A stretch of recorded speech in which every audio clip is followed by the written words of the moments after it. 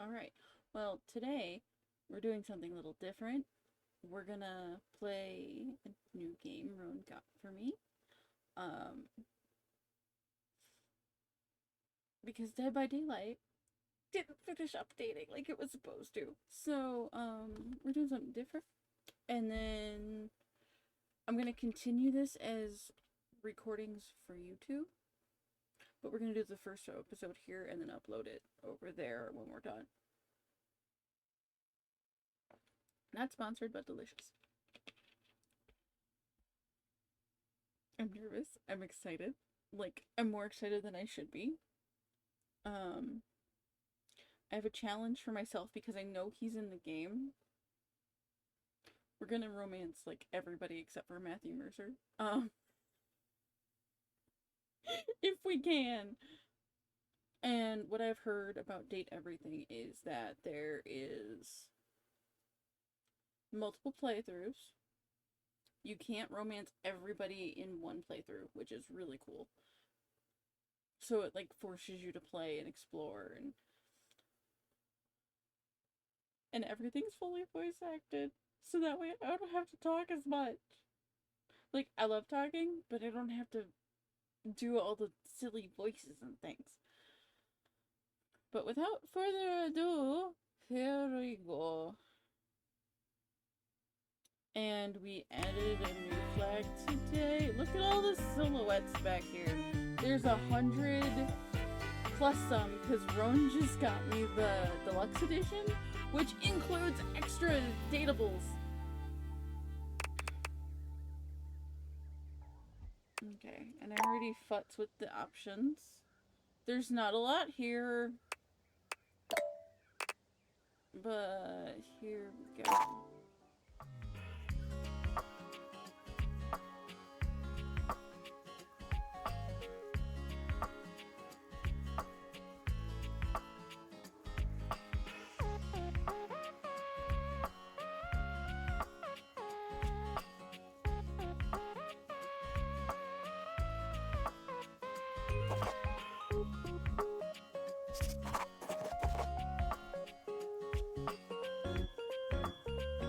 Valdivian application for employment.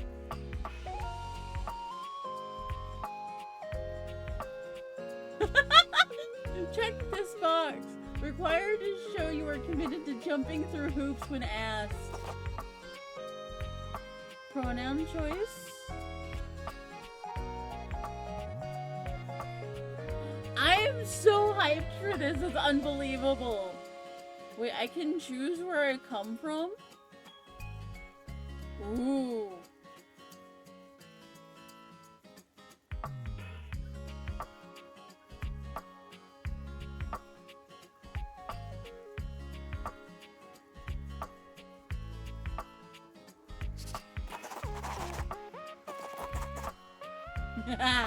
Let's live in Silent Hill. I haven't even played the demo. I saw like 3 minutes worth of this and decided, okay, I need it.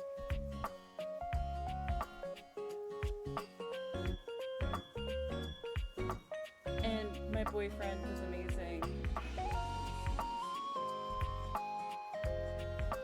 Oh, no! Wait a minute. Hold on. Will this fit?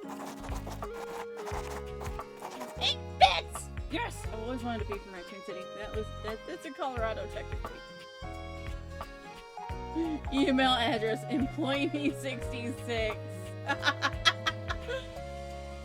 I think Coolsville sucks. Freddie Prinze Jr. 2004. That's why we're from Raccoon City, the crater.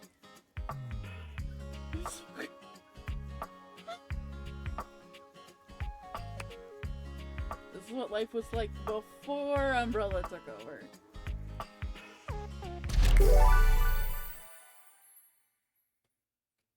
The term skeleton key derives from the fact that key has been reduced to its essential parts.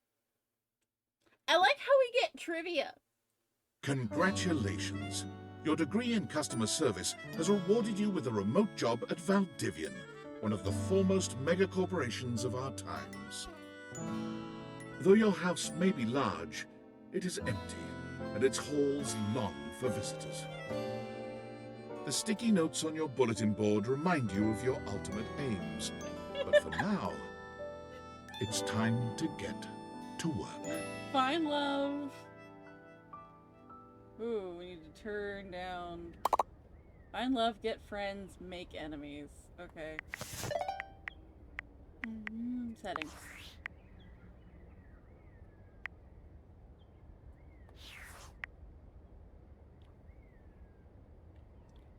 Hey, Ron, could you do some shout-outs for me?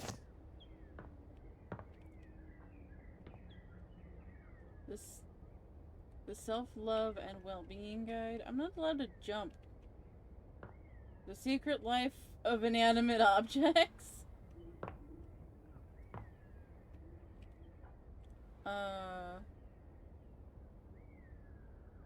With the shout-outs, yourself and Blondie. Do Blondie too. Okay. Can I give a mild spoiler alert?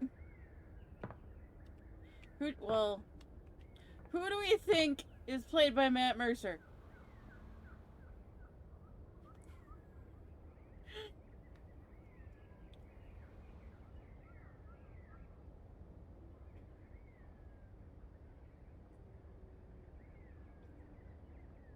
Perfect. Shoutouts from Granny. Valdivianites! Happy Tuesday from your favorite Chief Executive Officer, David Most. As you know, every day here at Valdivian is a reason to celebrate, as stipulated in your employment contract. Today, however, is extra monumental, as it's the first official day of our new hire. Please join me in giving her a warm welcome to our team. Out of the 30-ish job applications we didn't immediately burn, yours had the least spelling errors. You're joining us at a very exciting time, and we're all rooting for your success. As it lovingly says on the plaque above our daycare center, Valdivian, our business is family. We're so excited to have you joining ours. Coincidentally, the daycare center has been shuttered indefinitely due to the recent economic downturn. We thank our Director of Child Care Coordination, Irene Thomas, for her inspiring work.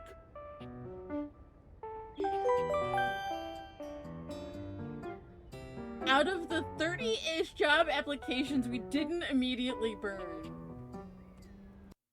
Ron, let me see if I can get yours.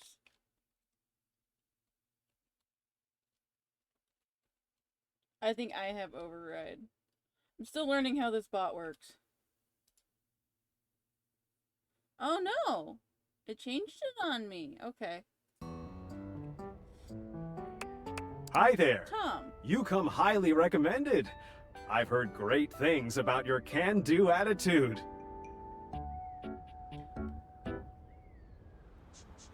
Thanks, Tommy. I do have a great attitude, or shut up, Dinglebert.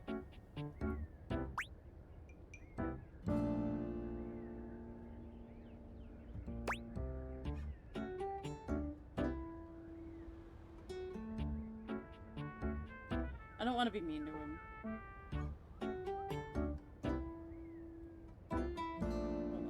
Before we go into this, it's me reading 1 star, worker perk points 10, perk point prizes, a pen, a mug, keychain, a large mug, and then retirement. Not available to remote workers.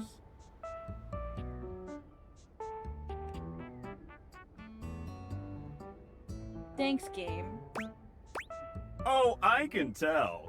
I'm Tom, your manager. But you might find it easier to think of me as a leadership principal guidance associate. I'm not from your town myself, but I have heard great nice things about that specific locale. Seems like you are a customer success strategist. That's wonderful. You should be proud. Customers deserve success, and in a strategic way. What could be better? Okay, champ. I'll let you get to it. Call me champ. That's weird. Okay. Hi. Hey, you there? Uh-huh. There she is. Oh god, don't start. I know you must be bored. Any advice for my first day? Just keep that customer service robot voice on at all times, and no matter how mad you get, never give it back to them. And remember, I might have set you up for this job, but you got it because you deserve it. You literally have a degree in customer service. Bachelor's of Fine Arts and Customer Service, baby! That's right! Oh geez, here comes my manager. I gotta get back to work. Good luck, okay? You got this. You have new tasks.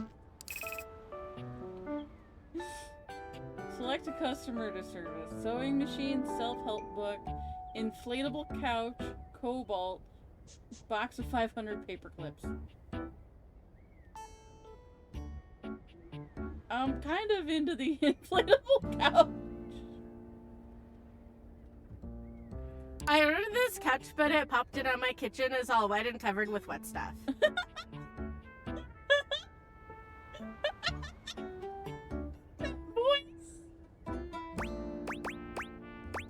Why would you even buy an inflatable couch? Sorry to hear that. Okay. Can you explain how it popped? Sure. I blew it up and sat on it, and then it popped.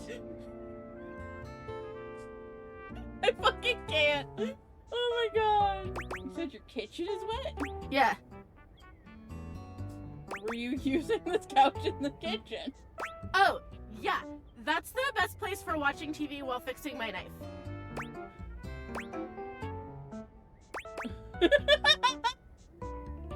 Why don't they ever tell you this? You use knives near the couch that voids the warranty. Sorry to hear about your loss. Okay, bye. Okay, bye! I am a science teacher, Pronto Palace High School, Go Harridans, and I ordered this as part of a series in which I give students an element to take care of to learn how to be a good parent. This is not cobalt. It did not respond to normal cobalt stimuli. As somebody who, like, has worked retail and also dealt with, like, the stupidity of customer service through retail, this is so spot on, it's ridiculous. What should it do normally? Well, normal cobalt is ferromagnetic. This is paramagnetic. Are you a supervillain? Why would you ask me that? Only bad guys buy stuff like elements from a storefront. Oh, haha, I understand now. But no. This type of science is above my current Valdivian level. Meaning? Please wait as I transfer you to my manager. Ah. Ticket closed. Hello, my name is Emmanuel, and I have counted precisely 480 paper clips in this box. I would like a refund promptly. Thank you.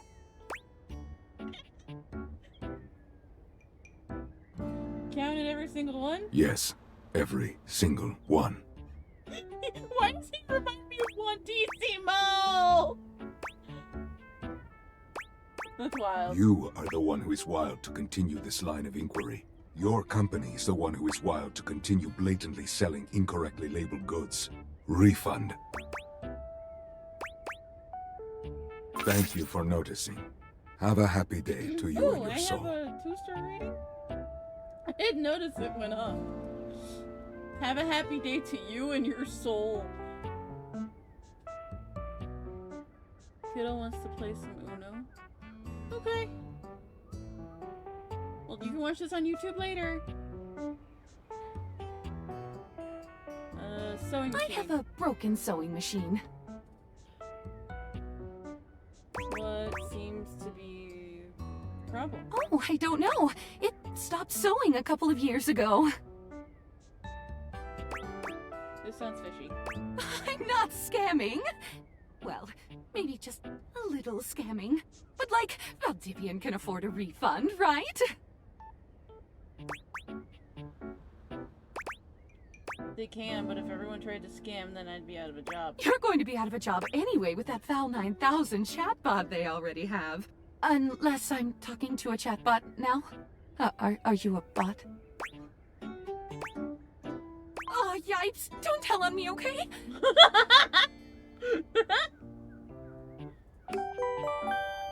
Oh, I have messages from David. Valdivianites! Salutations from the chatbot that has replaced your CEO, David Most. Just kidding. CEO is an extremely important position, and there is no way a computer could ever replicate the ingenuity, expertise, and warmth I utilize daily to bring leadership to our team and value to our shareholders. Humanity is absolutely integral to the transformative work we do here at Valdivian, and I will defend the essential importance of human contributions in every single aspect of this company. Excluding, of course, the following departments: sales, marketing, finance, legal, operations, public relations, communications, product, research and development, customer service, facilities, janitorial, and, of course, human resources. If your department has been affected, however, do not fear. Your new Val 9000 AI assistant isn't here to replace you. It's merely a useful tool to help you determine if your job is obsolete. Speaking of, please join me in bidding a fond Valdivian farewell to Glenn Bernard and the amazing artificial intelligence team that built the Val 9000. Oh my god. While the Val 9000 has unfortunately determined your incredible skills would be better utilized elsewhere, your contributions to our shareholders won't soon be forgotten. Wow, that felt too real. Okay. Before I click on that, let me do Hello, I this. purchased this book and I'm extremely angry about it. Is there a manager I can speak to? Damn right you're sorry. Sorry looking.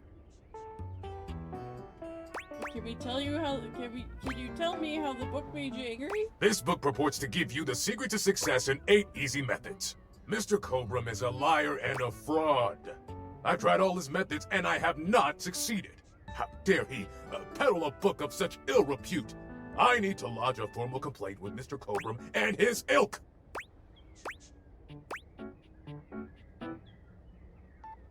Ooh.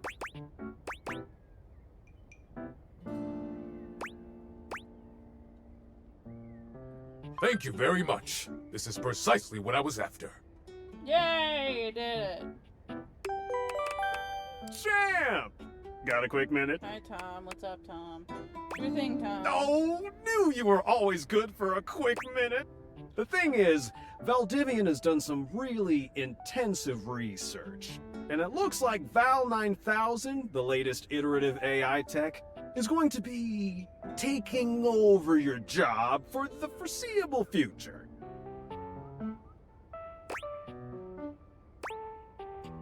They said it. They said it. Should we as a species be concerned about this? I don't think so. So I guess we don't necessarily need you around anymore, but we can't exactly let you go without cause. You and I are in something called labor limbo. We'll be around until we specifically muck things up, which then they can terminate us with cause. So, no muck. I'm over here doing my best too. Keep following the leadership principles and I'll check in with further updates. Cool. So, are you one of the affected people? I prefer to say I was liberated. I mean, I knew this was coming soon, but It's didn't expect it my today. first day Sorry of for the getting you this job. job and then getting you fired.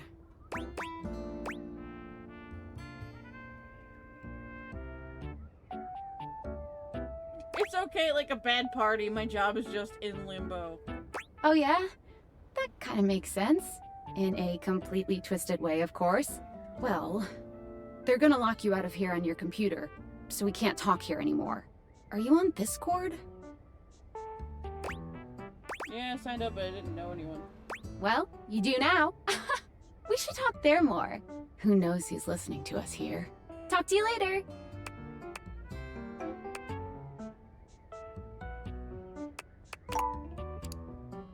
Okay, I took care of everybody.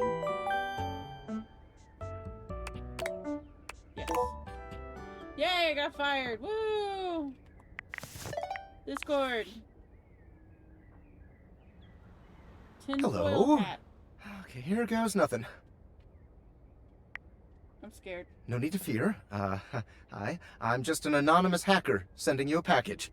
Any second now, you will receive a delivery via drone to your front door. Tell absolutely no one it is in your possession. What the fuck? I will return with further instructions when the time is right.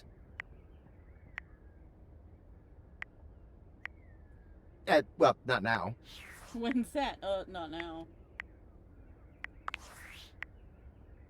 Okay, so it hasn't locked me out yet.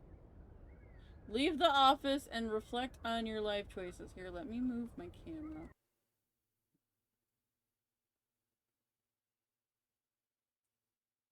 We'll put me there for now. Or should we put me bottom corner? Bottom corner looks like it'll work. If I need to move it again, I'll move it again.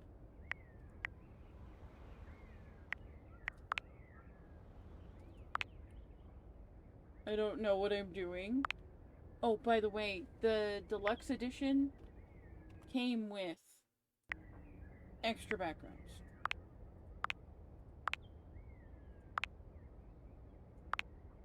Oh, yay! Pride! Progress Pride.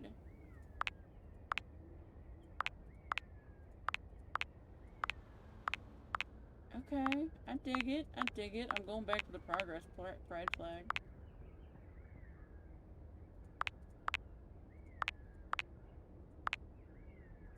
If it'll let me.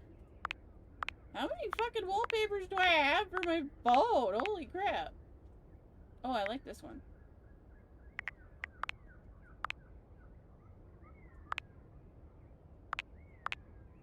Okay. There we go.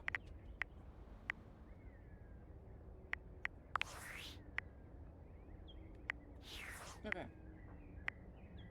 So we're not gonna look at the art because that's the concept book. That's the art book for that came with the deluxe edition.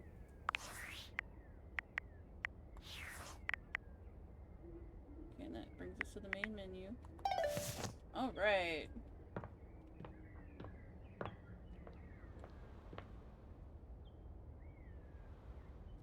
Mythical Stories by A. Dragon. A dragon. That's just great.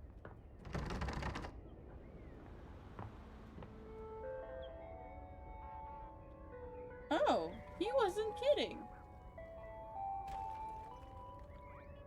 There's a drone breaking into my house. Bro! You know you're gonna have to pay for these windows, right? Detected delivery at the front door.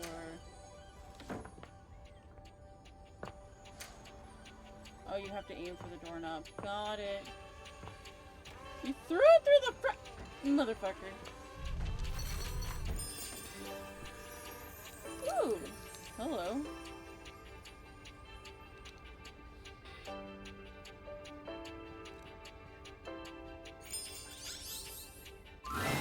You're not quite sure how it happened, but there's a smiling, pink-haired stranger standing just a few feet away from you. You don't remember inviting anyone over.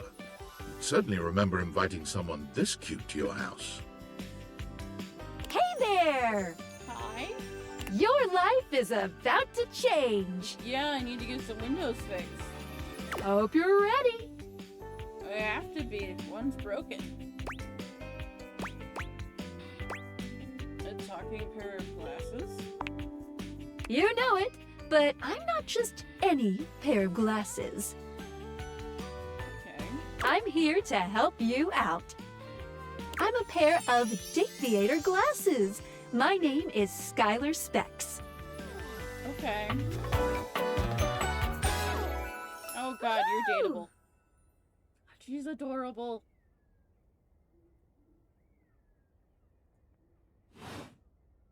My lenses have special properties. They allow you to directly acknowledge a thing's existence.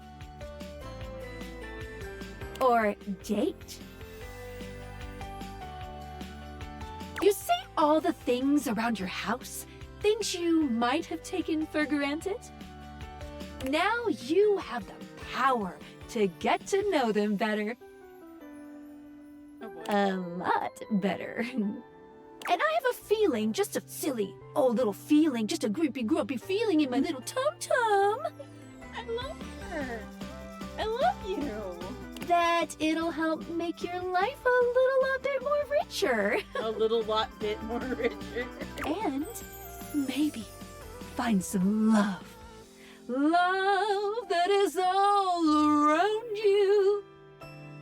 In fact, let's go on a date right now. Oh. Let's go.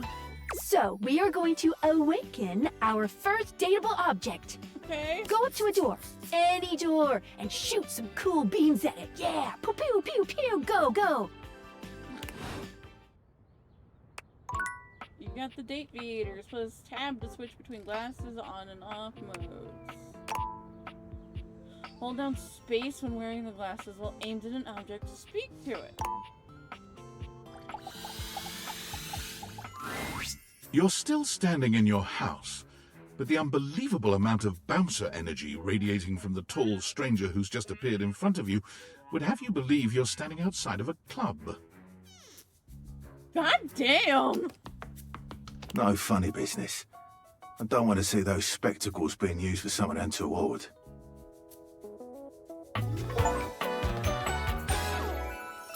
Dorian! Ah! Oh my god, I think I'm in love. Oh, the bi panic is just gonna be all over the place for this entire fucking playthrough. And it did. Front Dorian. Hey, Dorian. Trust me, this is going to go super well. You sure about that?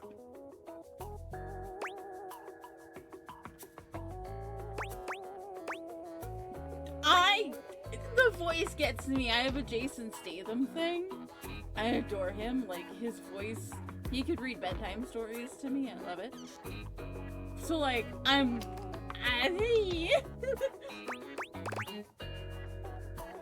Chaos Reborn. You hear that? Chaos Reborn. No, it's just them messing around with some funny options, I swear. After awakening an object for the first time, you get to speak with them here. You get to speak with each object once per day. We get a little knackered by using this newfangled date Viator rubbish, you see. Sometimes when you reach a certain level of affection with a dateable object, your relationship status changes. Yeah? There are 3 statuses: love, friendship, and hate. Okay. Love can get you towards some really special paths for those you are truly interested in. Okay. But it's not necessarily the best of the options in my mind. Dorian is a big defender of friendship. If everyone were friends, the world would be an awful lot safer, in my opinion. Oh. I've seen the complications of love. I've lived through the jealous quarrels of hate. The true bond is one between 2 friends with none of the intricacies of romantic tension. I respect this. That's our bouncer Dorian talking, but you can go toward whichever one you like. Even hate, which isn't my fave personally. You speaking of Reggie? Ugh, don't remind me. Reggie? Human, you seem like a good sort. So we'll be friends. For now. For now? Okay. Cool. I love his outfit. Friends. As it should be. Bruh. Feels good, yeah? But friendship gets you even more than that. I call it specs points. Okay. Take a look at this cool personality chart. Number go up. Number go up, Bringo Bird. Ooh. Smarts, poise, empathy, charm, sass. Okay, Smarts. You're the opposite of smart, and you're not smart enough to know what that is. I'm naive right now with our current status. Poise. Unruffled. It's like watching a baby deer learn to walk, only with less dignity. Empathy. We're aloof. You regularly need to be reminded what people are. Charm. Dull. Your parents love you, they just don't like you very much. And sass. Humorless. You get kicked out of a library for being too boring.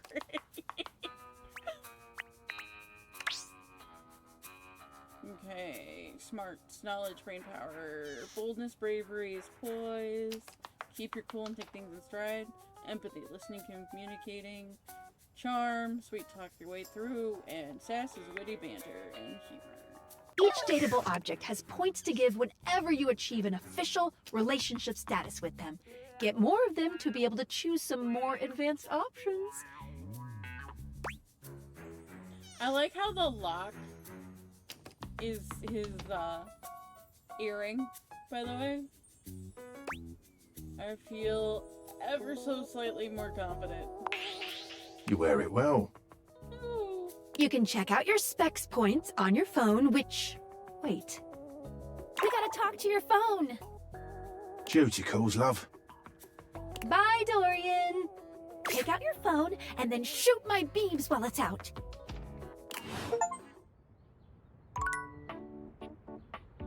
Find a collectible?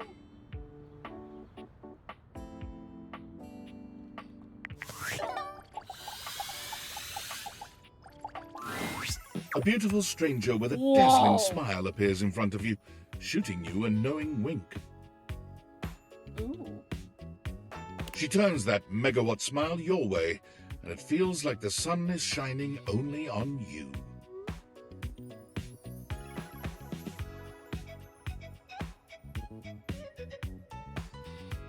Hey there! Ooh, I like it much better up here where I can see your face.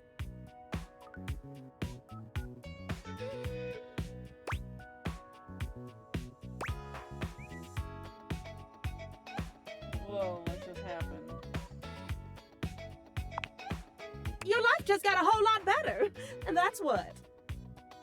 Of course, to really enjoy it, you're gonna need someone to show you how things work. Oh, her things are done! I love them. Hello, hello! Phoenicia.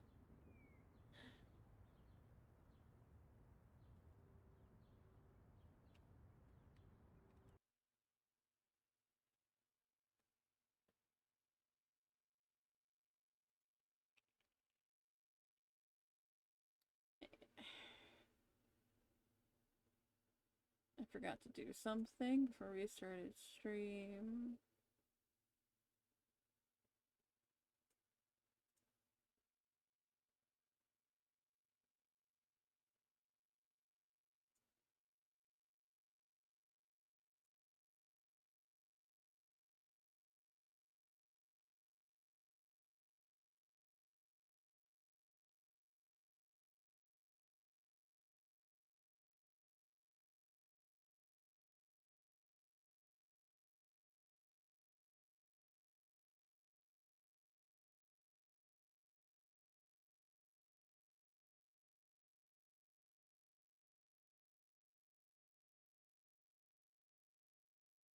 Ah, Judgment Day. That's right. Alright, since we're back from the ad, I will continue. We just got introduced to Phoenicia, our phone. I love her whole ass outfit. Also, for anybody interested, I just did the,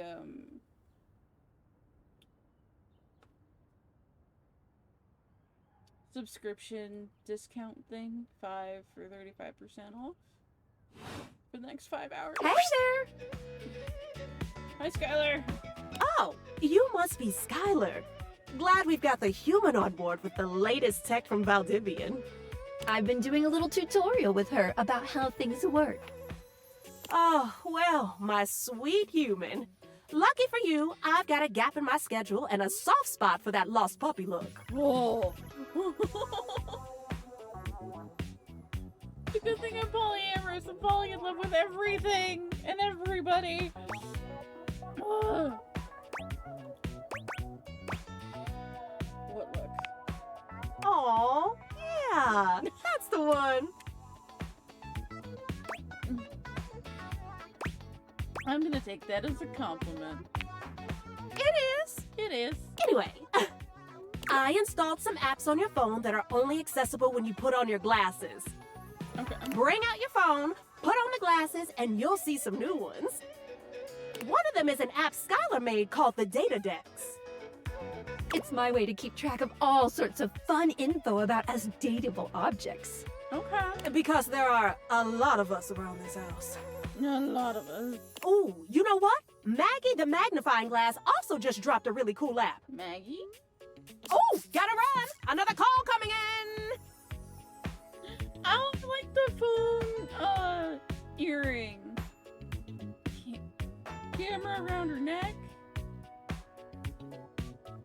Swipe to unlock. That was like the old mechanic for the old iPhones, wasn't it? Bye, Phoenicia! Oh my god, that was almost a Friday reference. Cause it's Bye Felicia. Oh my god! How much more do we have? You have to meet 2 more of us. You're getting there. Now, go awaken the magnifying glass in the living room. Which of course is conveniently located on its own little shelf next to the piano. Okay.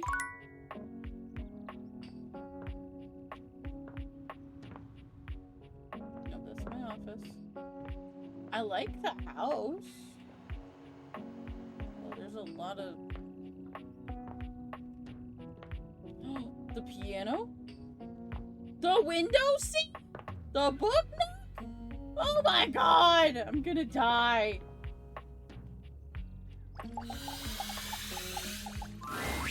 There's a distinct air of mystery to the private eye that stands before you. She reminds you of the old detective serials your parents used to watch.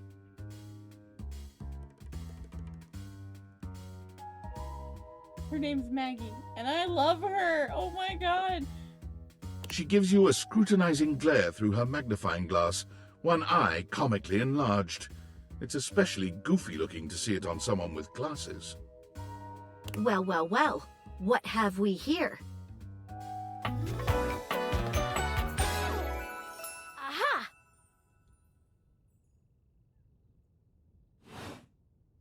I think I've seen a description for someone wearing just such a fantastic red shirt.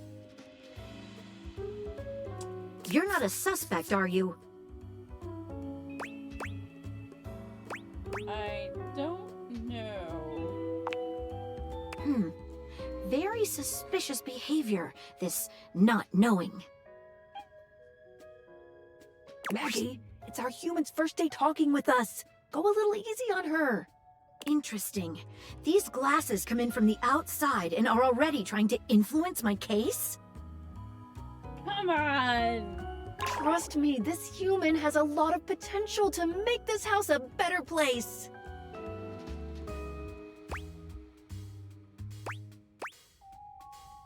It's true. I'll do my best, but no guarantees.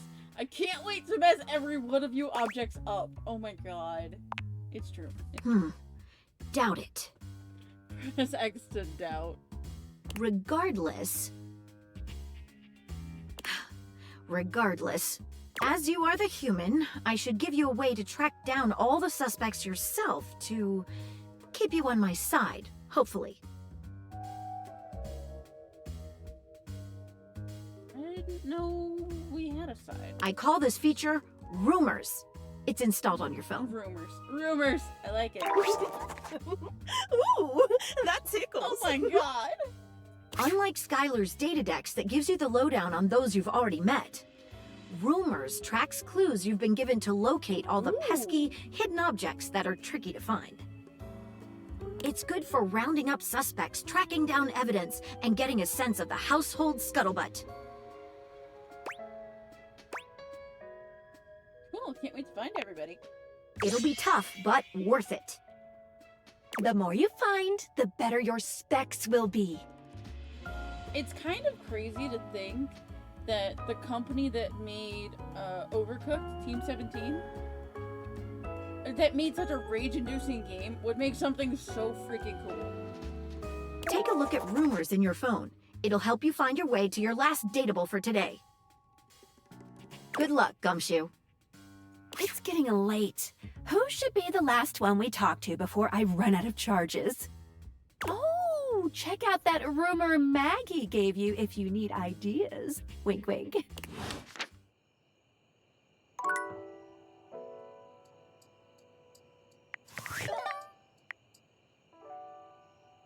I have messages on Discord. Or maybe I don't. Oh, they just wiggle whatever you... Okay. Oh, data deck. Skylar. Likes curiosity, creativity, and passion. Dislikes skeptic.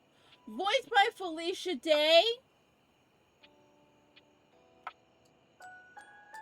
I like how it tells you who voices them. Oh my god, I didn't even recognize it.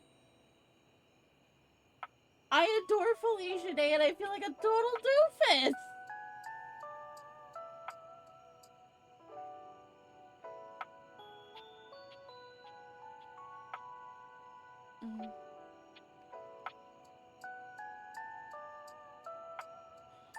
Oh, we can read the little journal thing. You've met Skylar Specs, your pair of data glasses that will guide you on awakening objects in the game so you can date or directly acknowledge a thing's existence.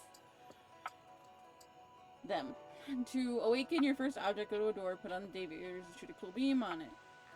It's me! I put myself first not because I'm the most important, because I'm the one who's making all this possible. I'm the one who negotiates or can do it between you and the rest of the dateable objects. I'll write down my thoughts here for you, as well as any progress you've made in any relationships. Let's get dating. Benicia. Lenisa Frederick. Okay, I'm gonna have to look all these people up, except for, like, the ones I know, obviously. But all the new people, I'm definitely gonna look them up. You've met Phoenicia, giggling beauty with megawatt smile. Okay. If you need info on anything, look no further than your phone, the only one of us who lives in your person at all times. Phoenicia is never more than a button press away. Make sure to keep her nice and cool, just like her attitude. Never put her on silent. Dorian! He was number 7. Ooh.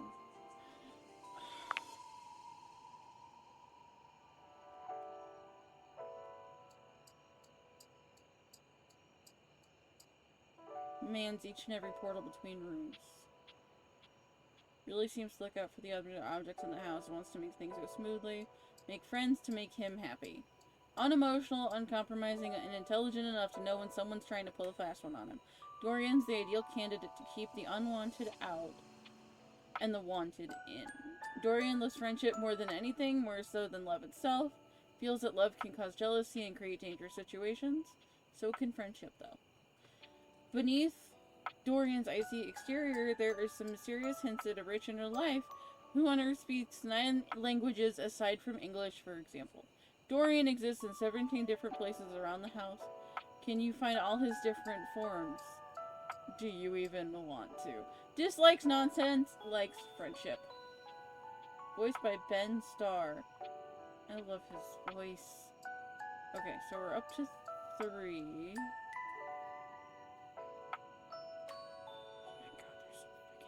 I mean, I know there's more than 100, but Jesus.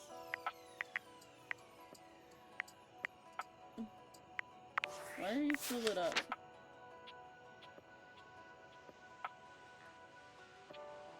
Did I meet somebody and forget? Maggie, yep.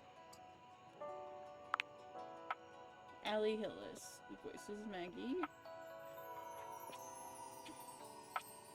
Maggie's always on the hunt for the next mystery, whether it's trying to figure out where that table coaster disappeared to, you lost it, or who has been leaving the refrigerator door open at 2 a.m. Also you. Or who forgot to turn the oven off before leaving on the trip to Aruba. Again, you. Maggie is on the case, but there might be a dark side to Maggie's investigative spirit. Years ago, she was in a relationship with a beautiful pair of binoculars.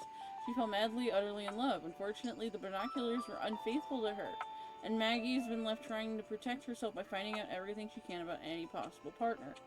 This has left her pushing away anyone who might get close, as she has no sense of when being interested has become being a snoop.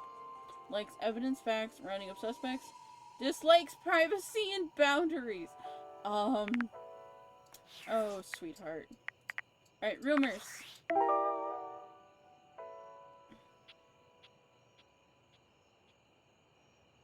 Maggie thinks you should talk to your bed next. Should be upstairs in your bedroom, first row on the left. It's not you, it's him. To earn the this calamity's amity, getting rejected might be expected.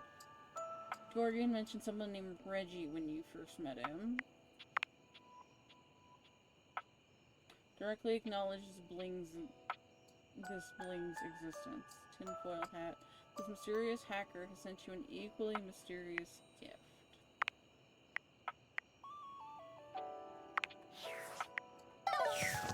Okay, so I have to go talk to my bed.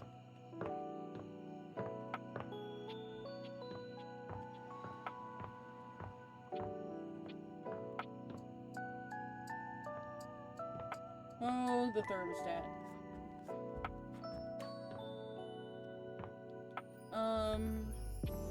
Hello, bed. I have come to speak to you.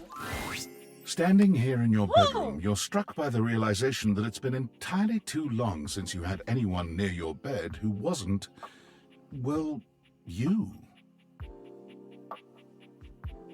How strange, then, that the beauty standing before you feels so familiar, even though you're certain you've never seen her in your life.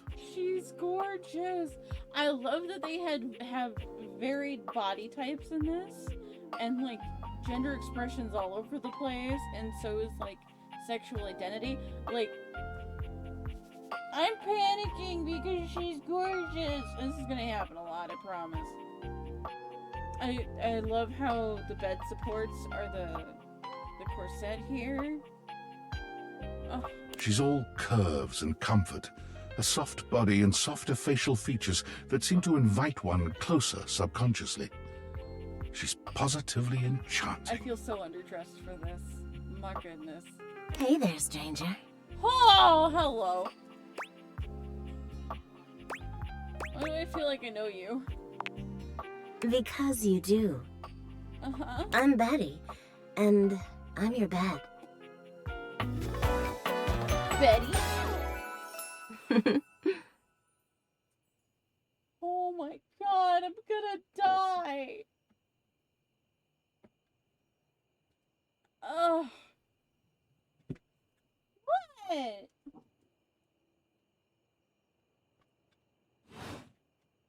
We've been sleeping together so many years, it would be a little weird if you didn't know me. Oh my god. Don't you think? Oh my god. Yeah.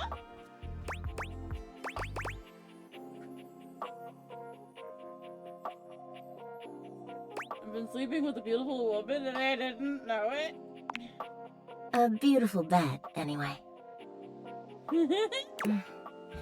It's a shame for someone as cute as you to be alone for so long, isn't it? Will you be bringing someone back here anytime soon? No, it's just me and you. Well, and everything else in this house. It's not really my thing. Oh, I see. But you know, even if it isn't... There are so many other nice things you can do in bed with a partner. Oh, I like the ace spec that I just... Cuddling, for one. Reading side by side.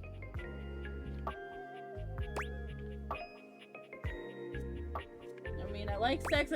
I'm just not there currently. Oh my god, they thought of everything.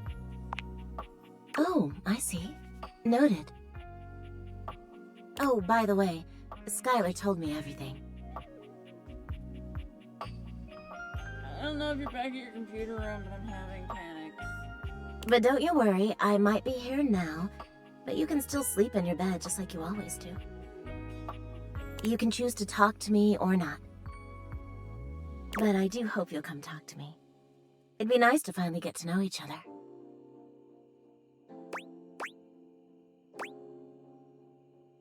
I'd love to get to know you better. I'd love to know you on a more intimate level.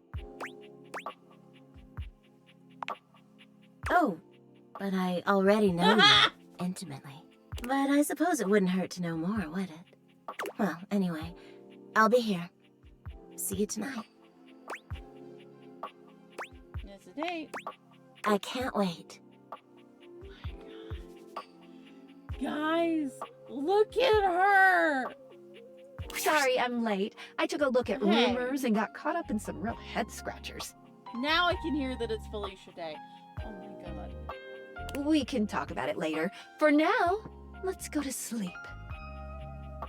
Today, I kept you on a tight schedule, but tomorrow is a brand new day, and you can truly experience your new powers to your heart's content. Oh, hitting the hay already? Come get comfortable then. Jesus Christ. Good night. Oh my god. See you tomorrow. Switch back to glasses off mode when you want to interact with the world around you. Okay. So, tab to take off the glasses. Ah, the world looks normal. There's a chest there. Alright, let's just... Oh god, there's a workout room.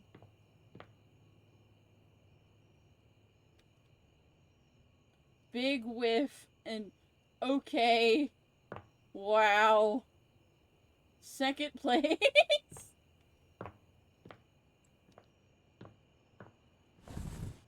Oh my god. There's stuff everywhere. I mean, I get it because it's a house and we live here and all that. I know what we're doing tomorrow.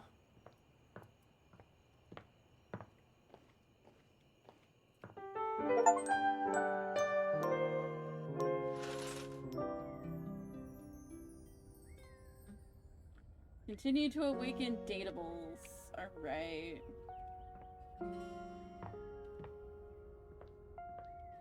Oh, and it leaves doors open and stuff. It doesn't close things for me. Okay. Good morning. Are you ready to start getting to know everyone around here better? Maybe finally find some love?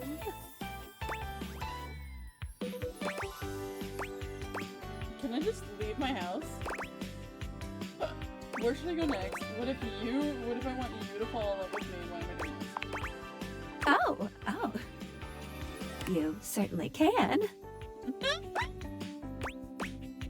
Yes, I win! Or, oh, that's cool. Yes, I win.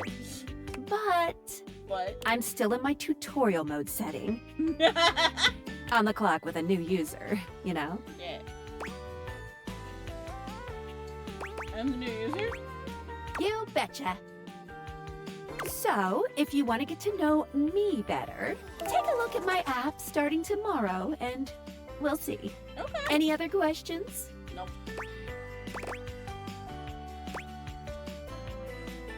Can I just leave my house? You can leave your house at any time, but when you do, your journey with me pretty much ends right there.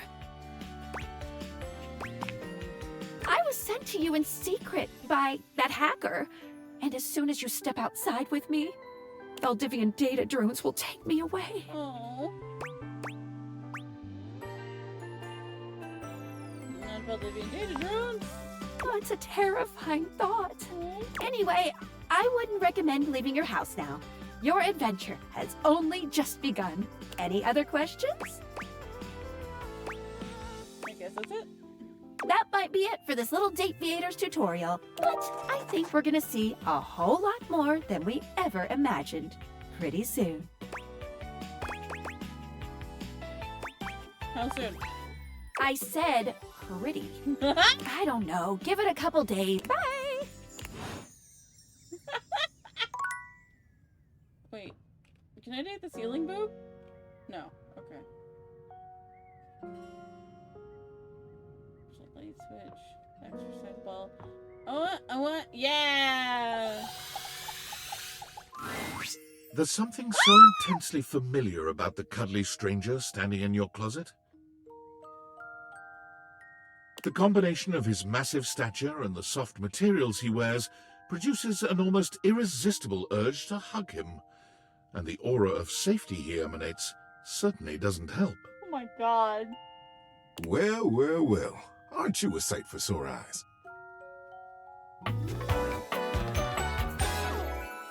Teddy. Yeah!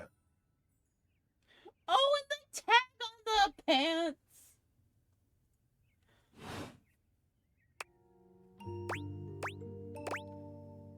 Well, thank you. You are very welcome. You are so kind to express your gratitude like that. I feel like that's a bit of a lost art these days. I know this voice. I know this voice and I can't place it. And To be honest, it's just so nice that you can really feel your gratitude. It feels good. It's one of my favorite things. Right behind fresh hot chocolate, warm in a mug in my hands. Oh, and munching on a big bowl of popcorn. Yes! Ooh, and going for a beautiful, long, slow meander out in the fresh air and taking deep breaths and listening to the trees. There's a lot to love around us, huh? Blondie, are you still here? I hope so. What are some of your favorite things? Oh, hot chocolate, no contest. Ha! There you go! I must have made hot chocolate 100 different ways in my life, and every time, it's just the best. I think at this point I might be mostly made of hot chocolate. Not that I'm complaining.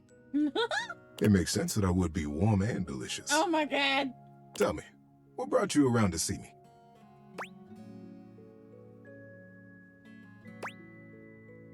First I gotta ask, is it weird that we're talking in a closet? Not at all. Not for me, anyway. Closets are some of my favorite rooms in a house. Get a good cozy blanket, a candle, and close that door and you got a perfect little cocoon. A little nest of peace and safety. I love you. You're welcome to share mine. Or we can sit on the bed and talk. I'm comfortable in either place. And no matter where I am, I'll always be happy to be with you. I'll leave it up to you. Where should I go?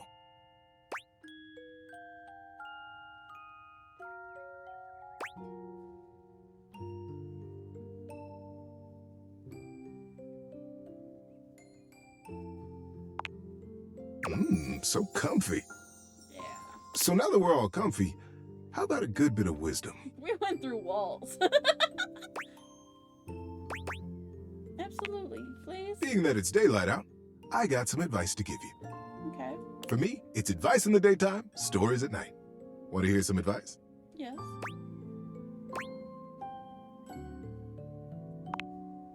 It's popcorn day. Really? Didn't you know? I have been truly amazed by all the advances in modern culinary technology. I think I've counted at least 5 different ways to make and enjoy popcorn. But today, I'm going to share with you the original way, the best way. It takes a little finesse, but I have all the faith in the world that you can do it. You take a big, deep pot, one with a lid. You put a little bit of oil in the bottom, not too much, or you'll drown the kernels. And you don't want to drown those kernels or they won't pop. They'll just swim around and burn and movie night will be ruined. Let the oil warm up a little bit and then take 1/3 of a cup of popcorn kernels and set them aside. Drop into the pot. Then we put on the lid and wait. Very soon, if you're patient, you'll hear a little pop and you're ready to go. Pour in the rest of the kernels. Put the lid back on tightly and move the pot around on the heat. You'll hear them all popping and jumping around in there. And when there's more than 3 seconds between pops, you're done. Take that pot off the heat, turn off the stove, very important step that one, and get to munching. Oh my god.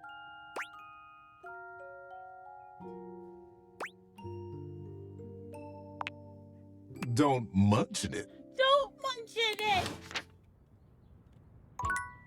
Okay, so we moved Teddy out of here. Alright.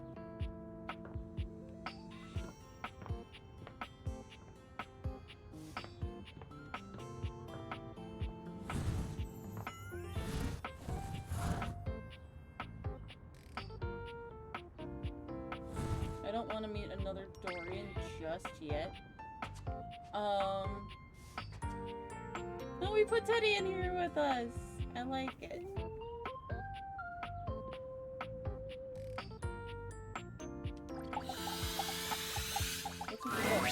A strange figure stands before you, a whirlwind of conflicting energies and vibes.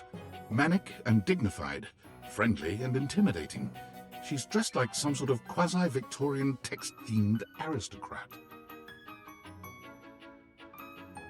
You couldn't have imagined what the Dateviators might make of your thoughts transcribed on paper, but if you could, it likely would not have been this.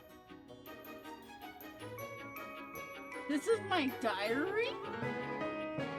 Oh, please be named Diana. As you approach her, she launches right into what feels like the middle of a one-sided conversation. Why do you ask? Hey, new friend. Ah! But the blue one, and then the butterfly. Why is there so much sand? Ugh. Oh, I'm getting a reading. It's a secret feature. Tell me! It's called Content Aware. It goes off whenever I have the feeling that something a little off-kilter might happen. It gives you the chance to see if this dateable might be someone you might want to skip due to content concerns. Okay. Tell me more. If you're worried that you might miss out on points or stuff, don't get your tushy in a twist. I'll take care of the dirty work for you. No penalties incurred, I swear. If you're interested, you can turn it on now. You can also turn it on or off anytime I see you. What kinds of things are you looking? These datables have some subject matter that might be troubling. PTSD, violence, stalking, manipulation, domination, mental health issues, addiction, and many more.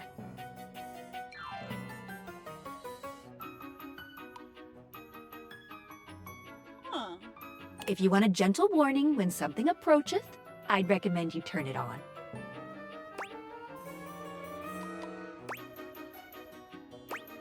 Ooh. I think I don't know.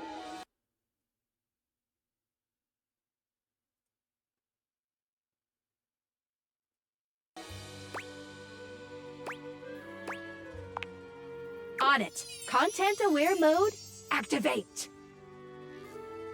Okay, back to it. Hang on. Diana, your diary, experiences some mental health concerns that might be too much for some players, including things like hallucinations, paranoia. You cool with that? Or you want to skip it? Let's skip it, please. No worries. Hey, Diana. Oh.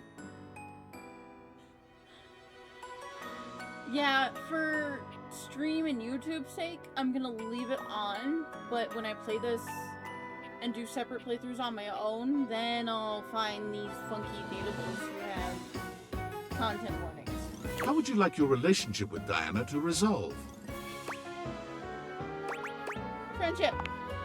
Diana's pages whirl in a torrent of friendship. Aw, friends forever.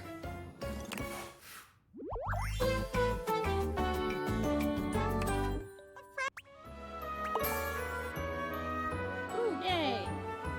Cool. See ya out there on the next one.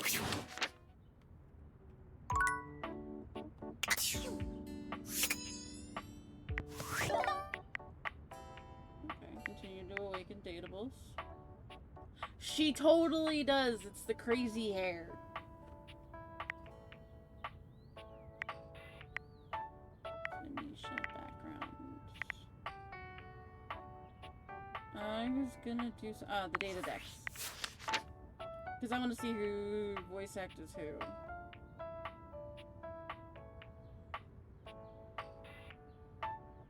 So we did Maggie.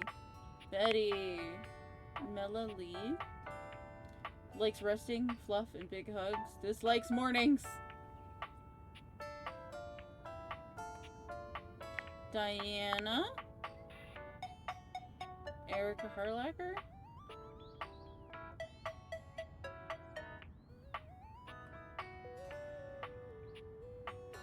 And Teddy. Likes dispensing wisdom and stories, dislikes criticism. Charlie West. He was so comforting. I liked him a lot.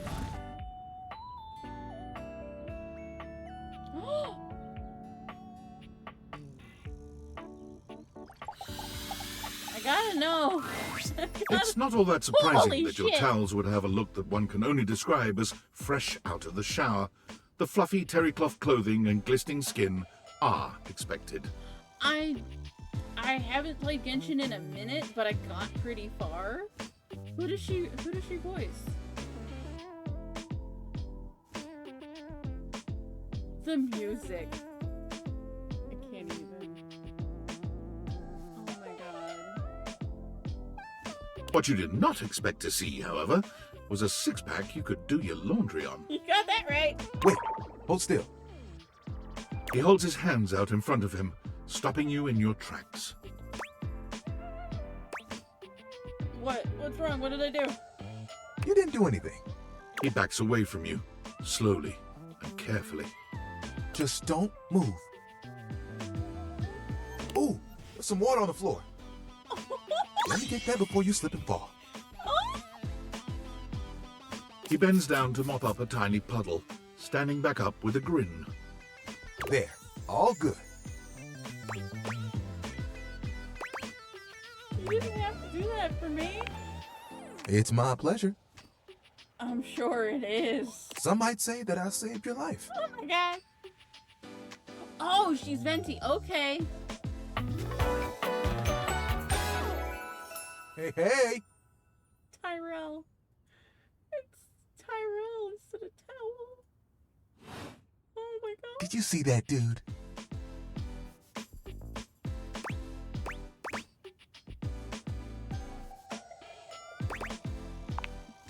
I may be soft, but I'm hard against spills.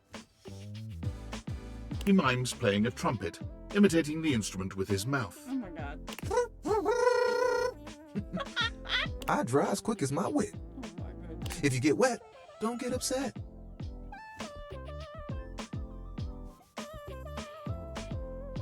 Isn't that right, my absorbent sidekick? He holds out a small swan-shaped towel for your inspection. It's quite charming. Quack! You have a sidekick? Kinda? Kinda? This is Little Buddy. He's pretty cool. I can fold him into anything I want. Today, a swan. Tomorrow, who knows what the fabric of the universe will weave? I mean, I only know how to fold like one, there are two others, but still. It keeps me busy between cleaning spills and warming up your body.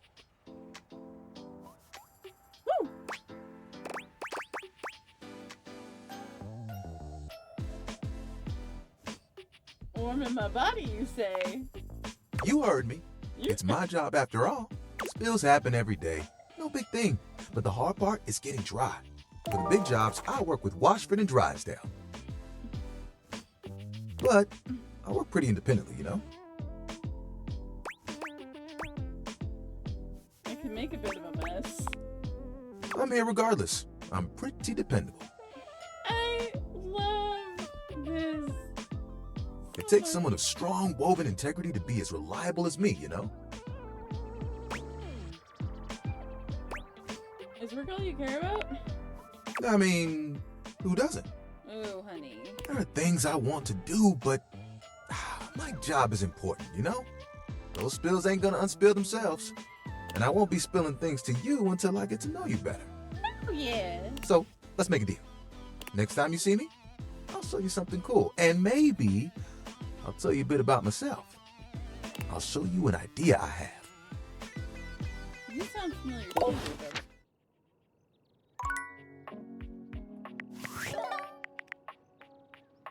Discord, I have a message. Hey! How's things in labor limbo? You been using all that extra time to do anything fun? Kinda, my life got a lot weirder. Weirder how? I got this weird gift in the mail. What, just out of nowhere? Kind of. So what was it? With these glasses that can do weird things. Like what? You can turn any object into a person, sort of. Bring household objects to life. What? I know you've been watching too much anime. What do Nope. you mean? More? I'm still on the first part. I might be developing relationships with them. You understand how insane you sound right now, right? Like, if you were literally anyone else, I'd be like, oh, this person thinks I'm stupid. You're serious? You're not fucking with me? I'm 1,000% serious. Just, what do you mean? Like, how? What? You seriously have magic date furniture fuck glasses? Don't disrespect the date creators. Date theaters? This is too much. I'm not equipped to process this today. I'm logging off. Goodbye. Alright, bestie. Alright, rumors.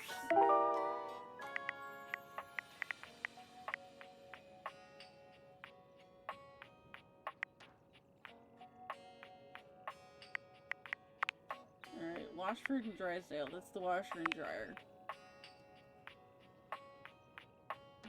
Reggie. Atop the washer strides a flowery fellow with flair.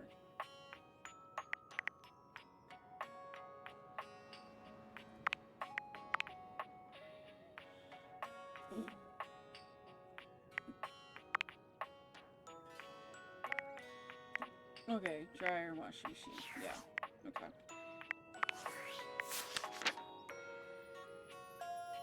Alright, who plays Tyrell? I need to know.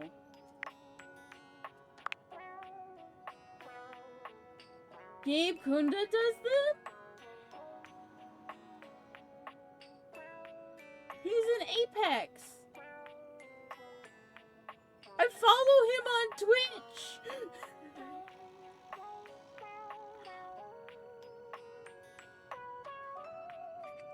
Oh boy. Likes family, friends, and fuzziness. Dislikes feeling left out. Okay. Alright, that was the only new dateable so far. Alright, we've done like a couple little objects.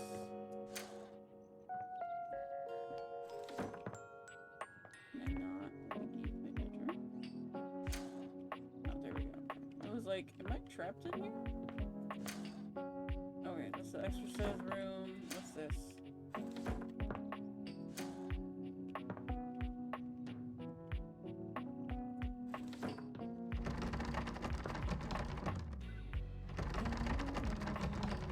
That's another door in. We'll meet another door tomorrow.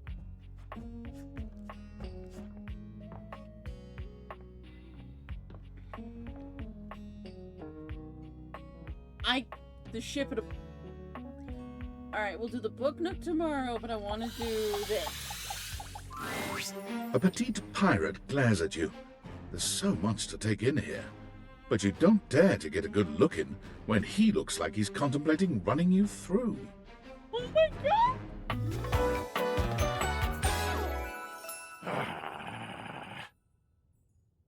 Captain Jacques Perrault? Oh my god! Oh, look. It's you. Come to make fun, have you? No! Make fun of who? Who else do you see? Sorry, sir. Do you legitimately imagine anything that cascaded out of that prompting, nagging mouth of yours could shock me? Whoa! Do you honestly believe I could be shocked?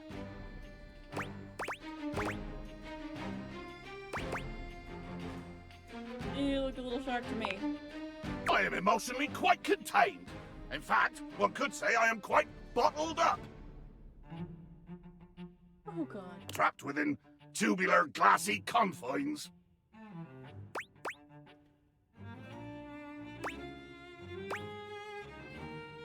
saying want me to bring more spice to this burrito? Well, what would you like to be doing instead? Hunting. I would like to be questing. I would like to find an enemy. Oh, God. I would like to pin said enemy down. I would like to blast my cannon with his glorious, deafening, bone-rattling crack. Lower him off the face of the earth amongst the decimated corpse of their ship, bubble helplessly beneath the gleaming main. I would like to send something, anything, everything to that glorious netherworld. Cool, you have enemies? Or, okay, I'm sensing some unresolved anger here. Unresolved, unrelenting. It is a wildfire of pitch and black powder, always fed, never sated. Holy shit. Too much. The line is crossed. Your pitiful life is forfeit to my magnificence. I really like the fact that he's using this, like the sword that you put in your fancy little drinks. I'm falling in love with your magnificence. Cool. What does that mean exactly? It means you'll be destroyed. You're gonna kill me? Dear sweet Davy Phones! If you insist on reducing everything to its simplest expression... I kinda like your chicken. Yes, yes, I am going to kill you. Bear witness to your undoing. I'm watching. Can you not feel it? Do you beg for quarter? For mercy from the most murderous, blood-eyed codger to plow the fathomless flood? I thought you were gonna kill me. Of course I am! I am killing you, right now!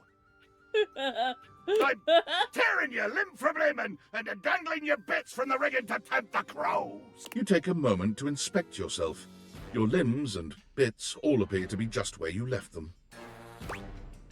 Seems like you're talking about it a lot and not doing anything. Oh, I am!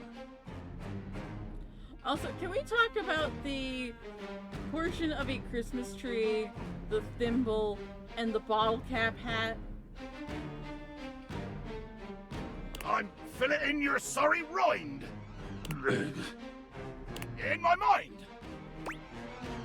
Ah, speculative stabbing. Damn your hide, speculative! It's as real as the snap of sail in the wind, the squish of flesh and bone as it makes way for my blade! That's kind of poetic.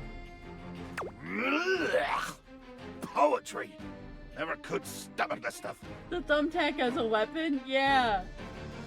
There's a dagger. And all the little facets and buttons. Because those are pin backings.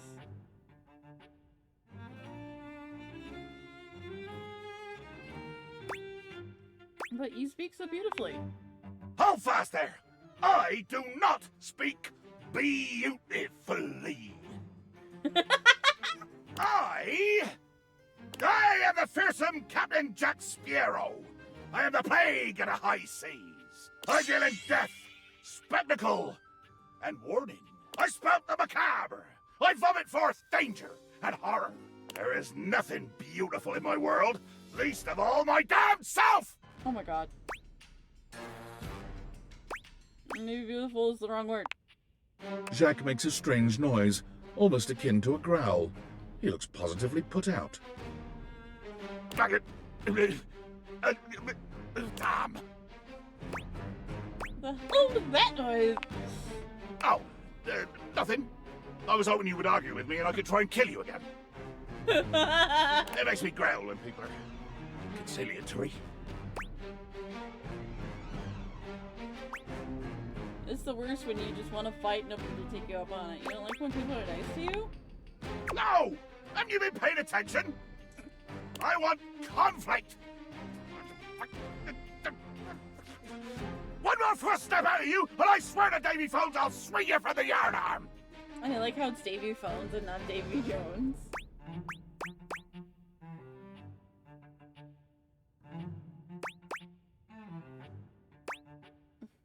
You even try it and I'll decimate you with a rolled up Time magazine, bub.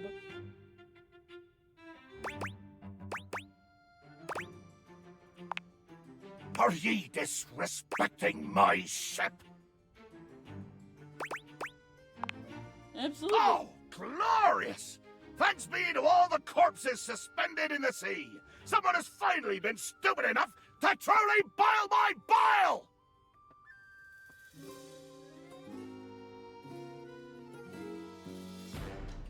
I didn't think I'd find one that thrives on hate. Let there be blood! I load my cannon with heavy iron rounds to tear through anything and everything you might pray to put between us. I laugh in the face of your chia seed cannon. How dare you! If I did use seeds in my horrible hands, they would be more deadly than curare! I do not know this strange word, and yet it matters not. Explain yourself. For with my formidable form, I harness your very own. Jacques looks all around the room as he speaks, one hand awkwardly clutching his sword handle. You've never seen him look so unsure of himself. You know, I've just remembered that I have to swab the deck. Yeah, the deck needs a good swabbing before I do any intercourse. I mean, killing and battling and all the other lovely violent things. Yeah. So, no post swab. Oh my god, post swab. You bastard. You bastard. Oh my goodness.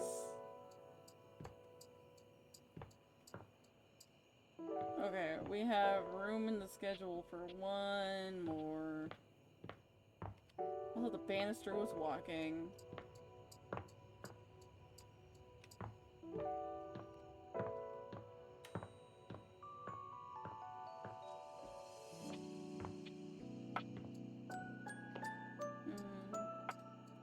No, we can room into the trash can tomorrow.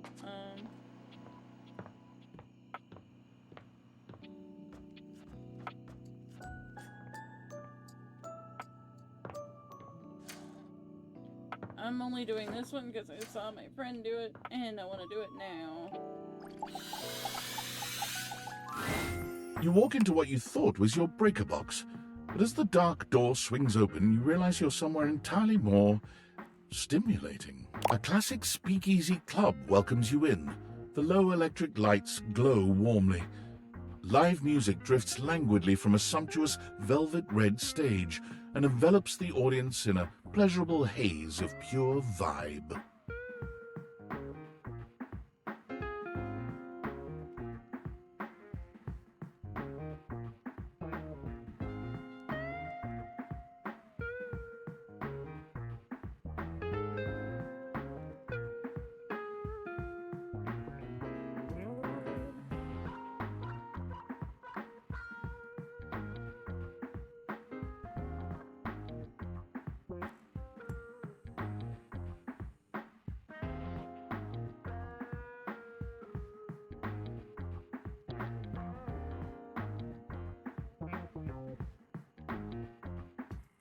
The gentle clink of cocktails in glasses rises from a wood bar to the left of you, and then a gentleman with a languid, easy air to him approaches you. I saw another streamer do the breaker box.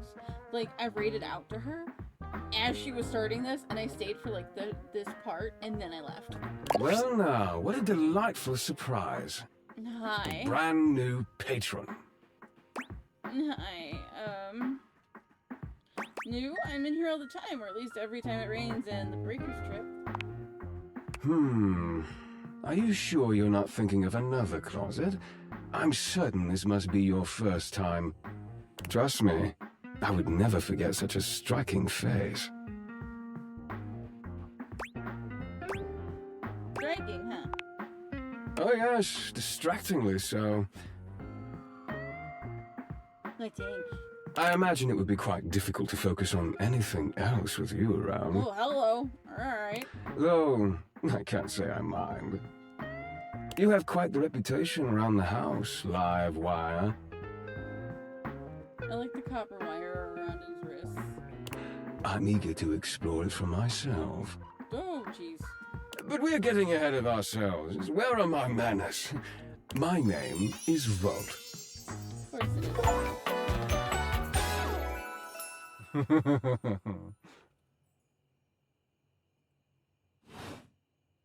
He extends a hand towards you, a conduit of pure, dangerous sexual energy that charges the very air between you. I like how his hair's made out of electricity. That's cool.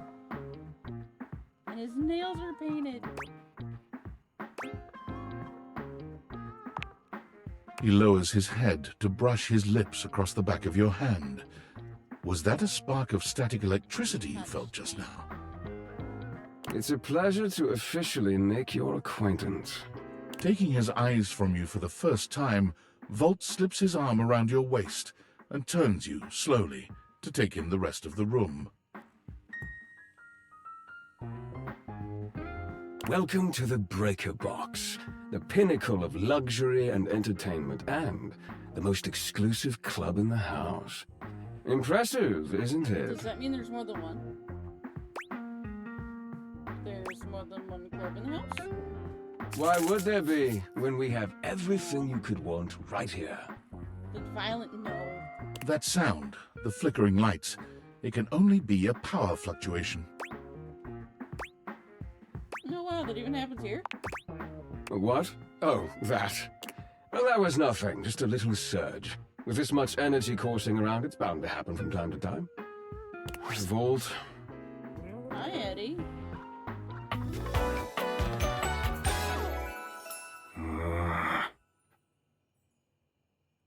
You grumble at me, damn. This newcomer looks exhausted, frustrated, and annoyed. His sleeves are rolled to the elbow, revealing calloused and bruised hands that he wipes on a rag. I don't know if it's a weakness for everybody else, but the rolled up sleeves are a thing. Eddie! Just in time to meet our guest. The human? What's she doing here? I'd imagine if we don't poison the mood, they'll be joining us for the headliner show.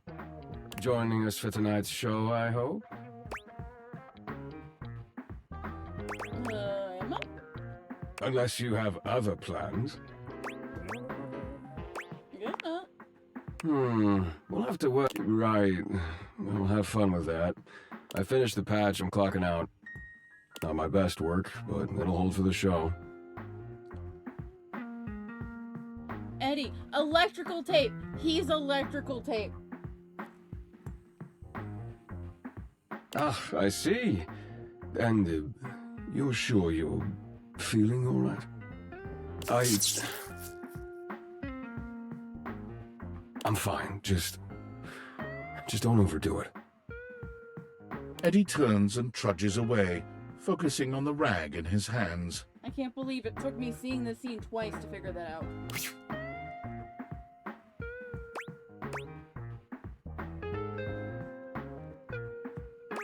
Is he okay? Of course. Eddie always is. His human skills leave something to be desired. Best to simply give him some space. Back to the matter at hand. Tonight's show! Shall I set you up at one of our VIP tables?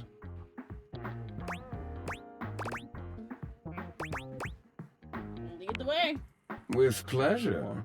With a wink, Volt hops nimbly up onto the stage. He was born for the spotlight. Good evening, you scofflaws and ducky watsits. Looks like Johnny Splash is going to be singing for us tonight. Be warned, patrons, you might get wet. Whoa. What the fuck? Hi, everybody. I'm Johnny Splash. I got a song for you all tonight. One from the heart. This is the shower curtain or the bathtub? And tonight it'll be a cappella, because my voice is the greatest instrument of them all.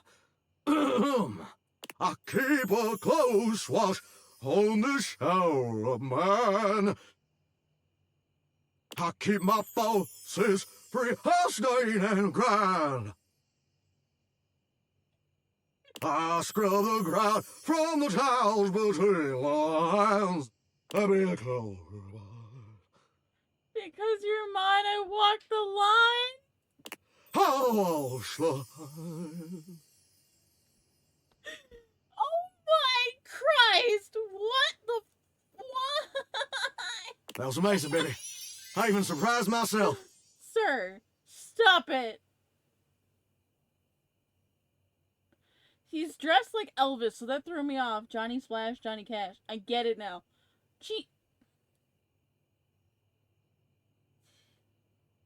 I've seen many bombs in my time, but that one takes the crook-blasted cake. What in the Duke Nukem? You're Nukem, you're the microwave.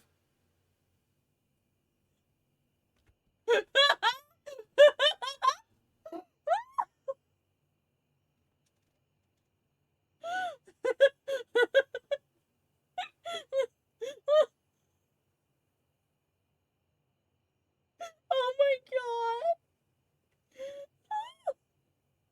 I didn't get this far. I got as far as meeting Eddie and that was it. And then like the first couple of lines of Johnny Splash. I didn't see Duke Nukem.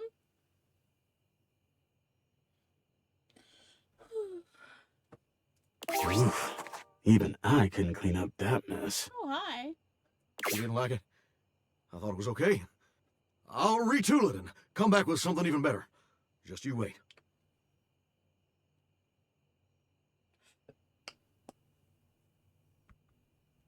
Oh, the flag of Aotearoa, New Zealand, features a famous constellation against a blue background. How many stars are depicted on this banner? Find it when it adds in about a minute. I don't remember how many stars are on the New Zealand flag. With the club beginning to close down, it appears that the show is over. Patrons mill about, talking amongst themselves. You spot Eddie nursing a solitary cocktail at the bar. Volt is nowhere to be found. Things feel colder and quieter without his presence. Let's talk to Eddie. Show's over. Club's closed. You sound familiar, sir. I'm gonna check your entry when we're done here. I want to check on you. What? Why? Is that Matt? That sounds like Matt. You seemed upset earlier. I wasn't. Happy? You can go now. Are you always this oblivious? No. Travis? Maybe? I don't know. We'll figure it out.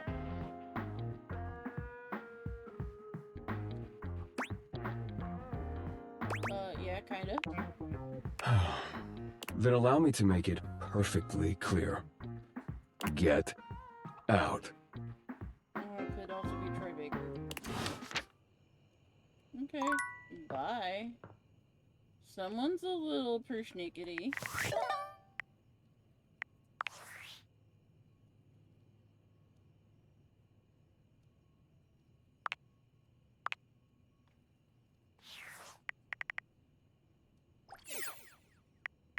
Data decks, okay.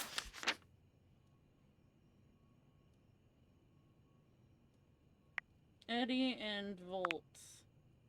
Jonah Scott. They're both voiced by the same guy? That's cool. Jacques? Who are you voiced by? J.B. Blanc. I know that name.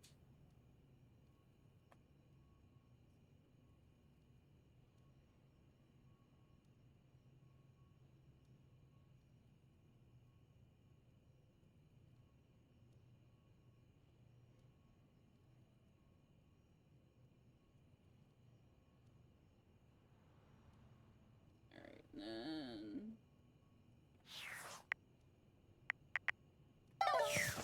Okay.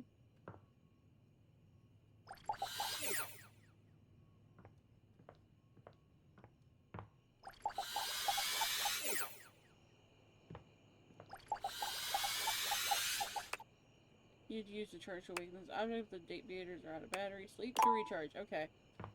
I was trying to game the system.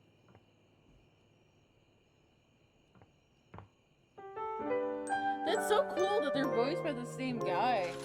And his range is crazy there. I love that. That was awesome. Oh, the drawers are empty. I'm sorry. I didn't mean to, like, do that.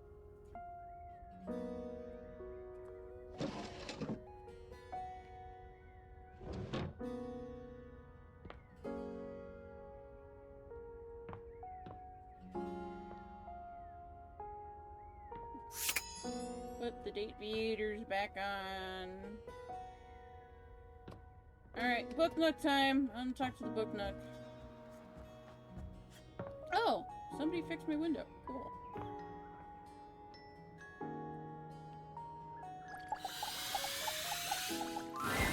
The figure who stands before you has the casual, confident air of someone who knows just what she's about.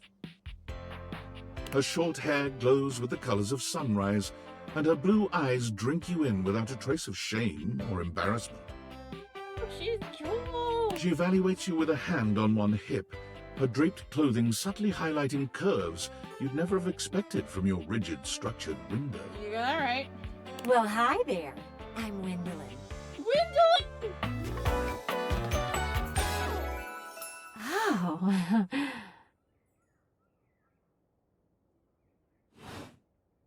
And you? Well, you're quite the looker, aren't you? I have never heard of him until now. But like everybody in here, I'm gonna end up looking him up and seeing where I can find him. Quite the looker, and she's a window. Oh, I'm not that attractive. Attractive? No. You're the one looking out at me all the time. Oh my god. Look, I don't mean to be so forward, but I found I'm happiest when I'm transparent about what I want and what I'm looking for. Transparent. She's a window.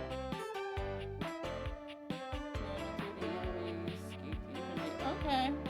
And unlike most everyone here, I've been ogled by humans for centuries. I have had enough attention on me, thank you very much. Well, go ahead then if you want. Well, not too much, okay? I'd still like to know I'm providing some kind of comfort. Anywho, if I'm having to do one of these introductions, I might as well get this out of the way first. I'm only looking for one thing in a relationship right now. I will have to check that out.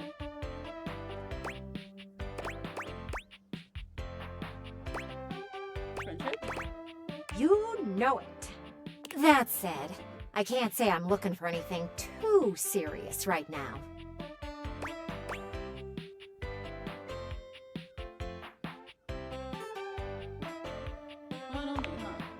Dang right. My goodness, girly. My goodness.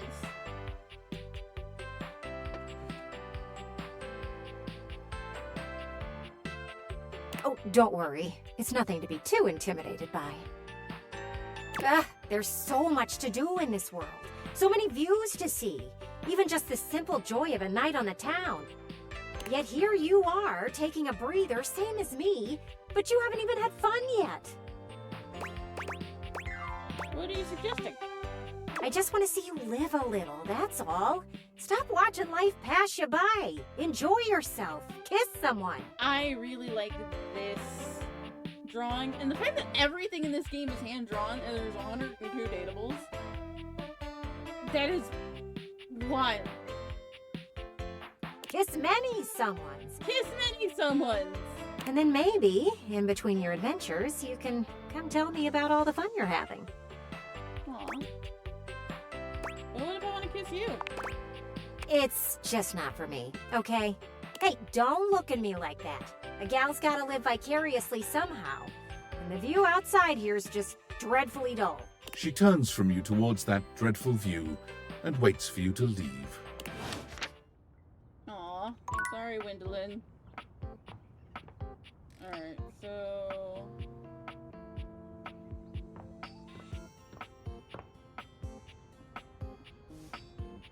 Part of me wants to talk to the piano, part of me wants to wait. I can play, talk to the record clear. I'm gonna talk to the toaster. You hear her before you see her. A charming musician with literal coils of curly hair that swing cutely as she paces back and forth in your kitchen. She's clearly absorbed in something. She appears to be talking to herself. Ay, mira. Look at all these crumbs.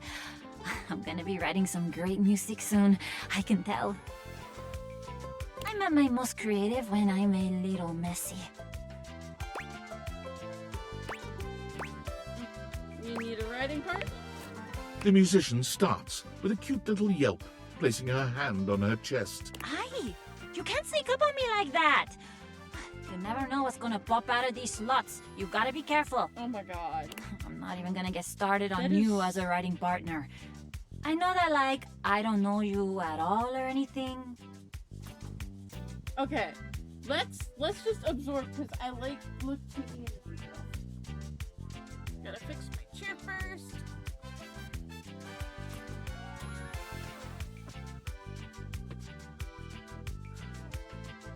So the coils, and then the slots in her dress.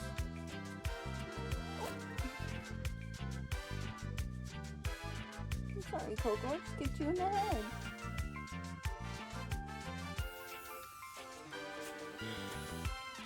The Pop-Tart earrings, the toast guitar, it's a butter knife here, butter, donuts, a bagel,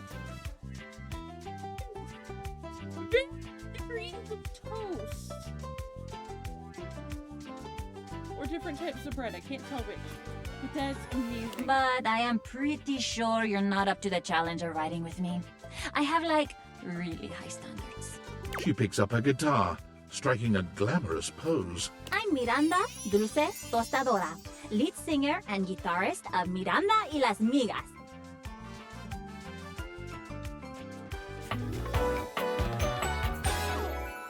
¿Qué tal? We're the best musical group around here by a lot. By a lot. Kind of music. All kinds. Pop, Gregorian chanting, barbershop, whatever we feel like. If that dial is on 7, then siete we go.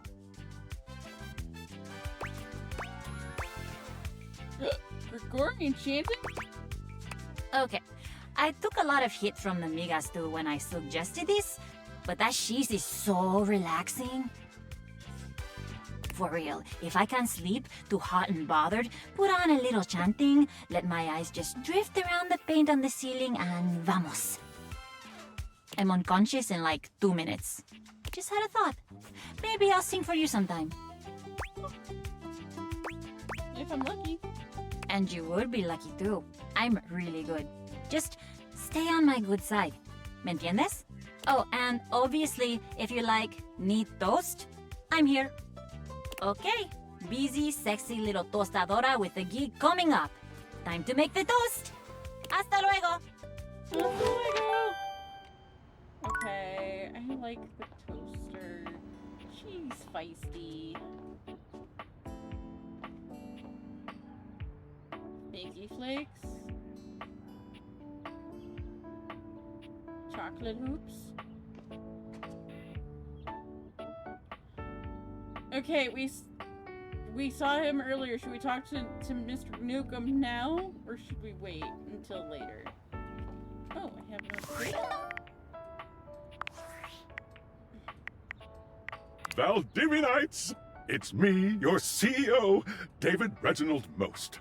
I'm writing to you from the awe-inspiring beige pavilion at the historic Cottonwood Hotel just moments after stepping off the stage at the Valdefest keynote.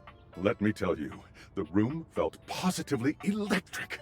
And not just because of the incredibly dangerous grounding issues we discovered in the speaker system. No, tonight, our consumers, employees, and shareholders were absolutely buzzing at the launch of Valdivian's newest initiative. Bigger than the self-driving stroller. More revolutionary than Peninsula.com. Tonight, we unveiled to the world our strategic partnership with the U.S. government's Department of Overseas Violence. While the specifics of this groundbreaking collaboration remain on a need-to-know basis, I'm looking at you, Erwin, in product development. We are confident this partnership between the world's most exciting corporation and the most deadly military on Earth will absolutely thrill, inspire, and delight Valdivian superfans the world over. For everyone who helped produce or even just attended this year's keynote, please find me at the after party so I can thank you personally. I'll be parked all night next to the Virgin Mojito Bar between the fax machine and the crawfish buffet. Semper Fi! Oh my god. I'm doing great. We're doing a little bit of date everything today because I forgot to update Dead by Daylight. How's your day going?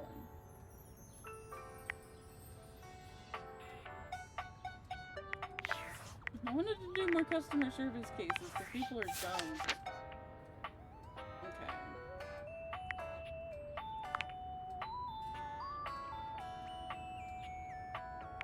Oh, okay, that's because we reached the end. Gwendolyn. Carrie Walgren, I know this name. From somewhere. Captain Miranda. Christina V.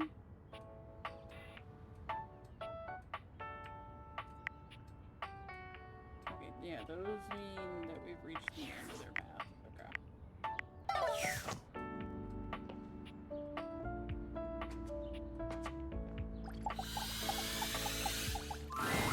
When you turned your gaze on your trash can, you were expecting shiny metal and black plastic. Damn it, you expected the garbage. Yep. Sharpie, glad to see you. I'm heading back to mobile streaming. Oh, enjoy! Let's see if I can stop in later if you're still on. What you weren't expecting was the handsome Thank you for face, stopping in. sculpted jaw, and delicate peaks of skin artfully framed by actual garbage. This garbage lurker, for his part, seems far less impressed with you. Huh? What? Huh? Trash cam? Trash cam! Okay. Hey man, what's up? Things that aren't down, I guess.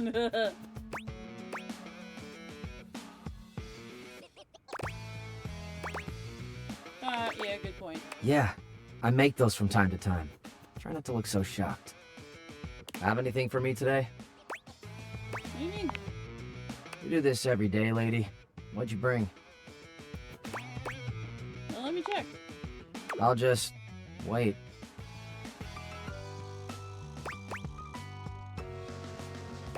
I got a clementine peel. I left a glove in one of those closet boxes about 6 months ago, so I've got one glove now. How about half of this day old pinto burrito? Bean burrito. Clementine peel.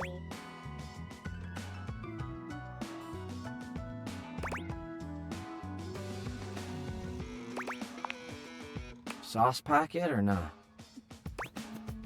Got the sauce packet. Score. What kind of sauce? Oh my god! The spicy kind. Oh, bring it on. Day old Pinto Fiesta, let's go. Nice haul. I'll take it. Great, enjoy. You hand your trash over to Cam, and he takes it from you, pocketing it without another word. And you're still here. Aren't we gonna, like, talk or hang out or something? Wasn't planning on it. So then now what? Now you go. But you're hot.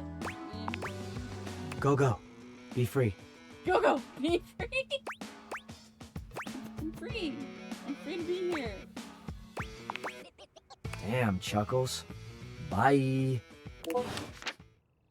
Oh, he was interesting.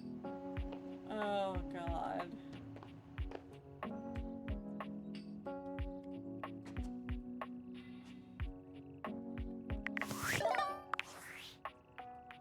Impressive news out of Valfest. Really too bad that particular partnership is about to hit a rough patch.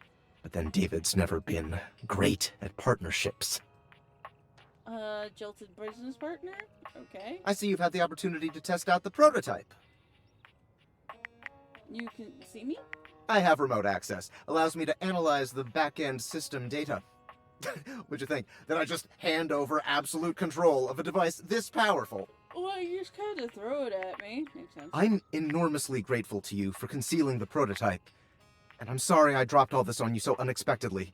I know protecting it is not a responsibility you asked for. Maybe not even a responsibility you want. But I had no other choice. Every other Valdivian employee's allegiance was unknowable, except you. Why me? Because you're paid the least out of everyone. Wait, seriously? I can't get into that right now. Anyway, it's not safe to talk. I will return when the signal is secure.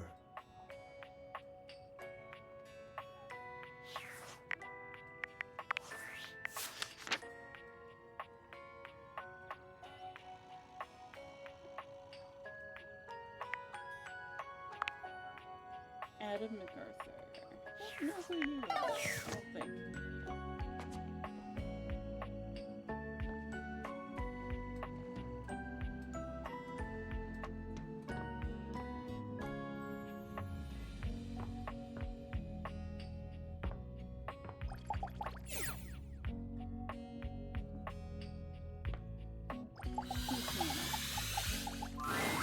A beauty dressed in black and gold stands before you, her eyes closed and one hand held delicately to her chest. She sways softly, silently, as though she were listening to music you can't hear. Holy crap, she's gorgeous. The silence is so long and profound that you begin to notice just how noisy your house is. You can hear your clock ticking, your refrigerator humming, and your air conditioning blasting. Has it always been so loud around here? That's your neurodivergence talking. The silence persists, and this stranger continues to ignore you, lost in her own world. Whatever it is that she's doing, she's clearly very serious about it.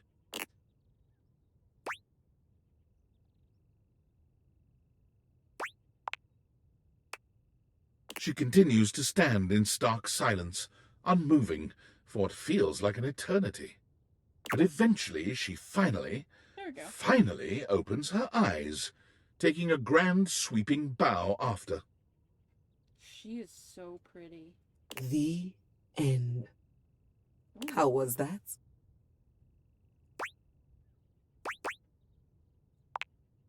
That was Door 33. Surely you recognized it. It's an avant-garde piano piece, 33 seconds long, by the composer John Gage. Honestly, the man was a genius. I mean, the idea that music can exist without the presence of a single note. Breathtaking. You know, the very first time I played it was when I was in residence with the Dulce Mio. You two have met, I'm assuming?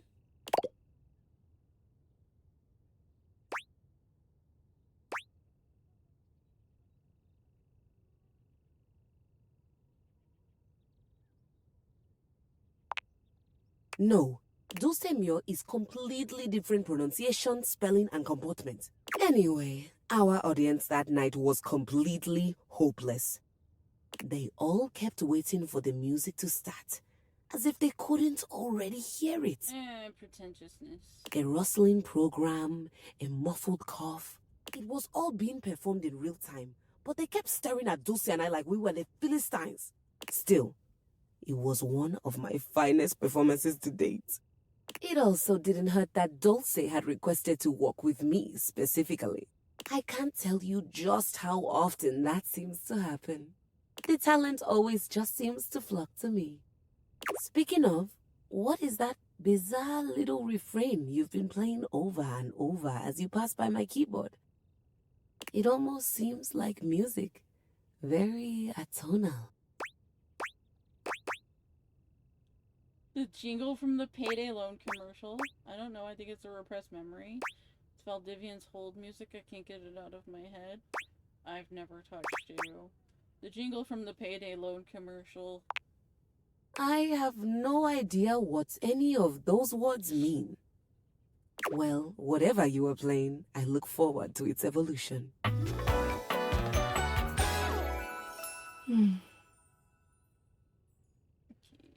it. Hi, Afro. Welcome in, honey. How you been? So long, Maestro. I did like the toaster. She's a Hispanic musician. Now we're gonna go talk to the microwave. Working a lot?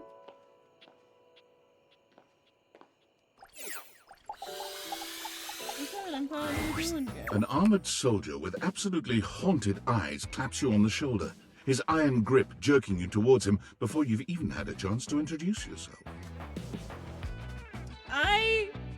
I think I'm gonna romance all of them at some point. I'm gonna do a cajillion playthroughs.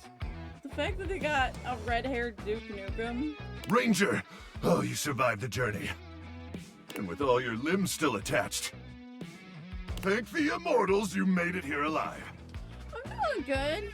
Doing this full time and, you know, living life, hanging out. I get to see my mom in about 2 weeks. Everything's pretty low-key. It's just really hot here. I know it's hotter for you down south. But we're doing good.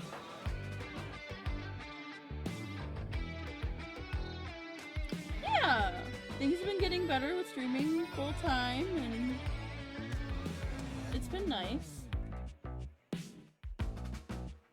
We moved back in December, so we're living somewhere else now. Still same state, just down south further.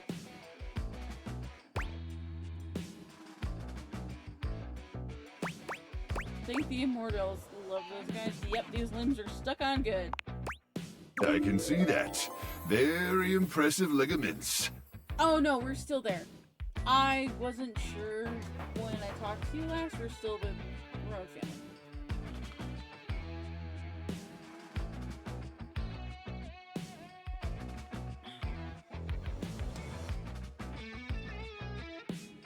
I can't believe I'm getting hit on by Duke Nukem. Good. You'll need all the limbs you can muster. He starts suddenly, clapping his hand to his forehead. Oh, and heck, where are my manners? Name's Nukem. Luke Nukem. This is insane! Luke Nukem, and I guess your brother is Duke. Look at you! Sorry, it's been a while since I've seen another face. Oh my god. Except the faces of the walls, of course. They tell me to burn things, but I try to tune them out. Mostly because I already burned everything flammable weeks ago. Oh my god. Oh my god, the game is self-aware! The game is self-aware! Freeing yourself of material objects is very healthy. Very nice to meet you, Luke. Nukem, huh? Like Duke? No, my title is Combat Crew Commander. But I did have a great-great-uncle who was a Viscount. So you're like royalty? Hell, I wish, Ranger. Truth is, I'm just a grunt. That's an acronym. Greatest Reserve Unit notwithstanding Trevor. But Trevor's been missing, presumed exploded a few weeks now, so I think I'm up for a promotion. Missing, presumed exploded. This is the greatest thing in my life. I think not only am I going to be uploading things to YouTube, I might be dual streaming next time once I figure it out. And we're going to keep playing this. I'm addicted already, and it's only been 2 hours. It's been 2 hours. Holy shit, it's been 2 hours. Anyway, forgive me if my extended isolation has eroded some of my social skills. I've just been stuck guarding this outpost for months. And you spend enough time out here alone, it's real easy to go feral. But don't worry, They have great solutions for that now. Like what? Go feral? Total biological and psychological collapse. It ain't pretty. Not like you. Oh!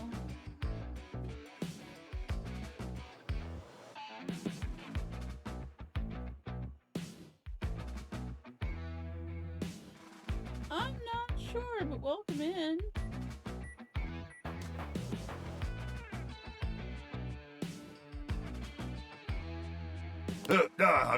Sorry. What was I saying?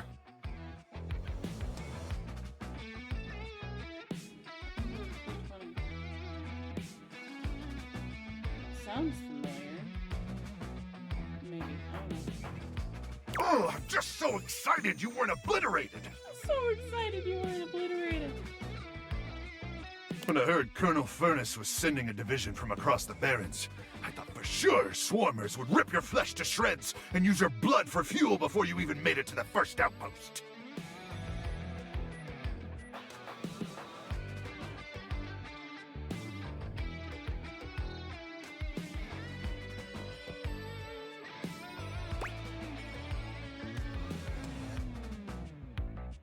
Use my blood for fuel. Why? Has there been a gas shortage? Nah, there's plenty of gas.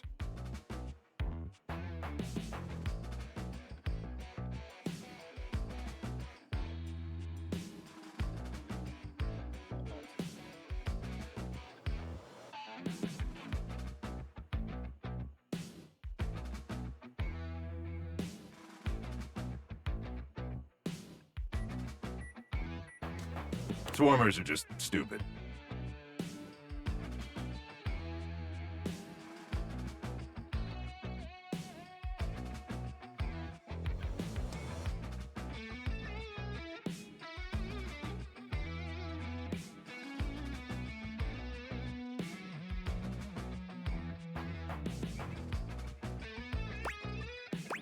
Yeah, stupid swarmers. But wait, you came alone?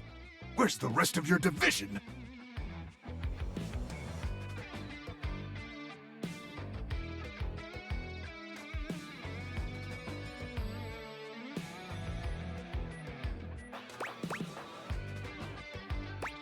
I don't know. Can I have some tendies? Of course! You must be starving. Protein gels and carnitine chews keep the organs functioning, but only at baseline capacity, am I right? That's what I hear. Listen, I wish I could give you more time to decompress. I know you must be exhausted after your journey, but time is of the essence. We have much to discuss, and dangerously little time before our mission commences. Can I have...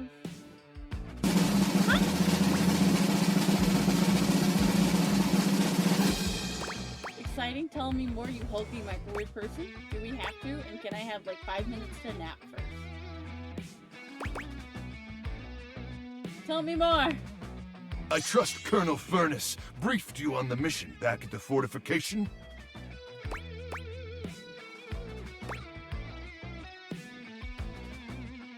Absolutely, but I'd love to hear you retell it. You have such a strong, sensual voice. Maybe I have a hard time keeping track of all this lore. What does it have to do with my tendies?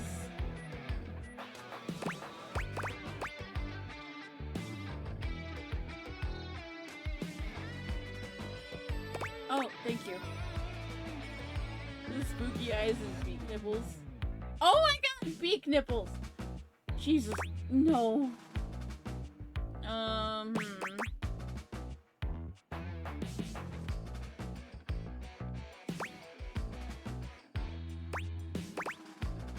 What's that have to do with my tendies?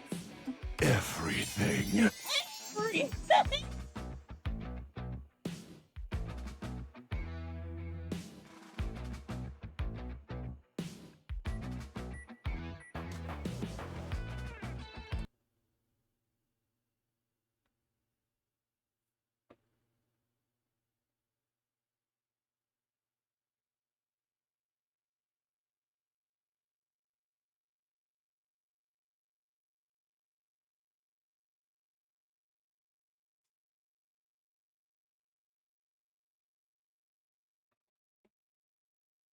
But let's try to focus less on the tendies and more on the mission, okay?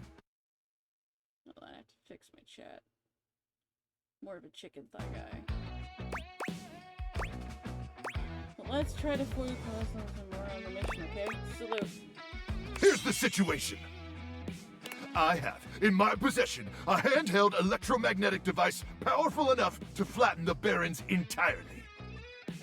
Okay. From Cape Death, to the Death Zone, to Deathtropolis, the Citadel of Death. Colon! Oh my god! It's called the Magnetron. Here's an artist's rendering. Not Deathtropolis! Oh yes, I'm afraid the blast zone would completely decimate Deathtropolis in an instant, killing millions.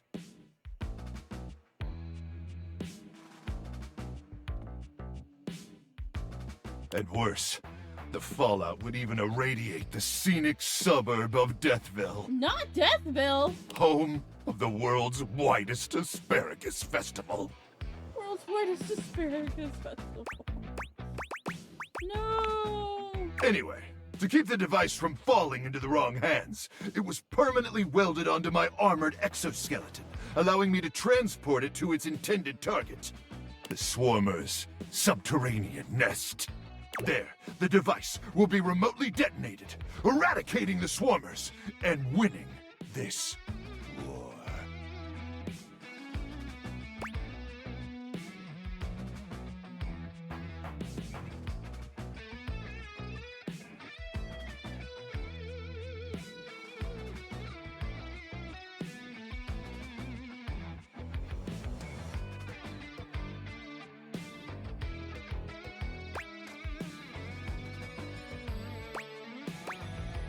So, wait, no, we knew it was the war, so you're gonna die? Hopefully not.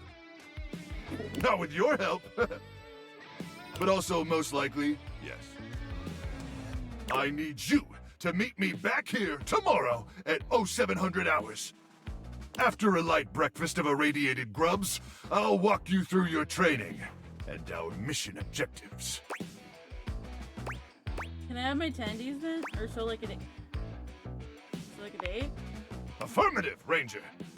The date with destiny. All right, it's about time for me to begin my nightly patrol. Gotta make sure no swarmers infiltrate our defenses. May the immortals watch over and protect you. That was a ride. As would I, Emmer, as would I. I'm in love with him already, and it didn't even take long. Do I have a basement, too? Nope, that's just another bathroom. Is there a Mr. Water Heater, or does he just, like, not exist? I think that's an ironing board. Like, one of them old school ones that flops out of the wall. This is my office. I can take off the glasses.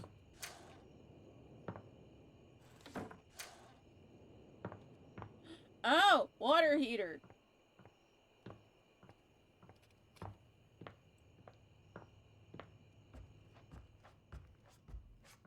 Oh, Betty and Teddy, I've arrived. Oh, unread Discord messages. I see that now. Oh, let's check workspace. Valdivia-tides! Yo, it's your boy, David Most! Coming to you live from the best virgin mojito bar ever! Like, this stuff for real is legit so good! I've had like 12, and I feel amazing! Can't believe there's not any alcohol in it! JH19! Hey, did you guys see how dope that presentation was? We rocked that! Like, people keep saying we're at dire financial straps and need urgent restructuring. Even my dad was like, you're gonna get smoked by your top competitor, Bitewave. Deadass. And I'm like, okay, Dad, if you like Bitewave so much, why don't you marry them? But does Bitewave have a contract with the U.S. government? No. I just want to say I love you guys, but not Franklin. Don't love or miss Franklin at all. You hear me, Franklin? Night-night, nerds. Night-night, nerds! So, Emmer, that's my old boss. Well, I'm in employment limbo. They can't fire me without due cause, but they also have somebody to do my job for me. And by somebody, I mean, you know, AI. Based on how plastered David was in his last most mail, he must have finally discovered the prototype is missing. He'll sober up soon, though, and when he does, he'll stop at nothing to ensure its retrieval. If he fails, he'll be at the mercy of some very powerful people. He'll never allow that. How do you know all this? I guess it's imperative that we trust each other. And I've been asking you to trust me without being fully transparent. Kind of. I know all this because I created the Dateviators. Well, yeah. Yeah, I basically guessed that. Sure. Whatever. Anyway, I can't talk now. I'm stealing coffee shop Wi-Fi and the barista finally noticed I'm only ordering tap water. Remember, under no circumstance allow David to know you possess the prototype. Yeah, because that sounded like Torg, didn't it? Oh, he left. Okay.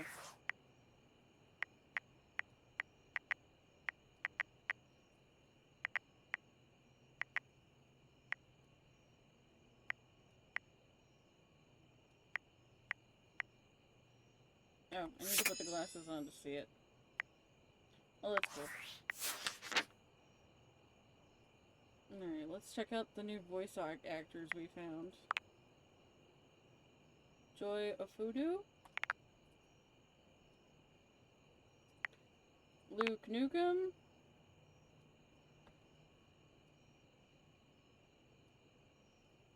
No wonder I like him so much. That is the husband of Laura Bailey. I love Travis Willingham. Because I was like, I know that voice the entire time it was going. Oh my god, I have to romance you. I have to.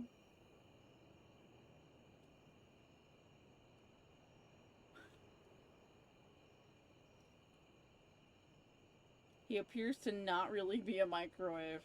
Are you prepared to keep the way safe? Yes, and stop dating stop dating this nonsense and get back to your post.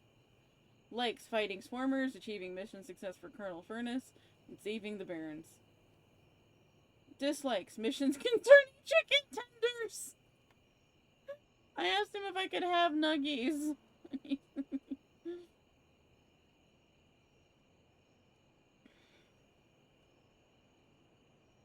Oh, Emmer, I have to show you Betty. She's my bed. I love her.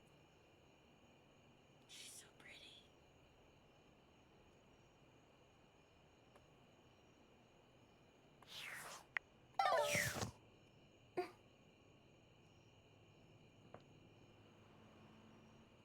Something just made a noise at me. I think it was Betty.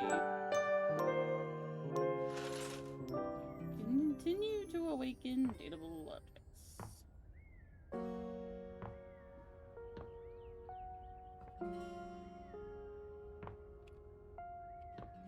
Okay. I want to see if I'm right. Hold on. We're gonna go...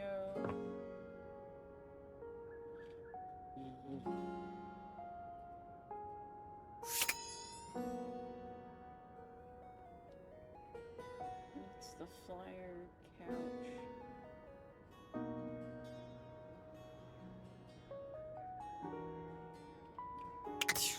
Oh wait, escape. Rumors.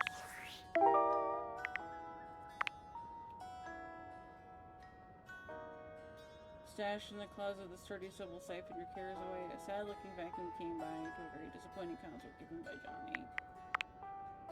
Songs of the classic crooner echo among the tiles. A rather terrible singer came by to perform.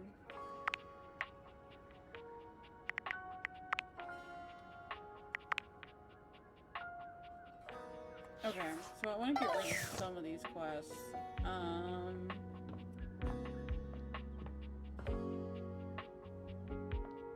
Oh, thank you.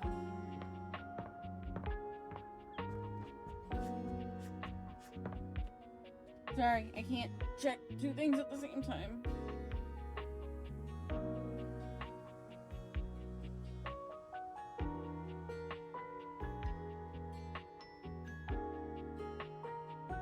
Rowan, you're the best moderator ever. Oh, it's been way too long.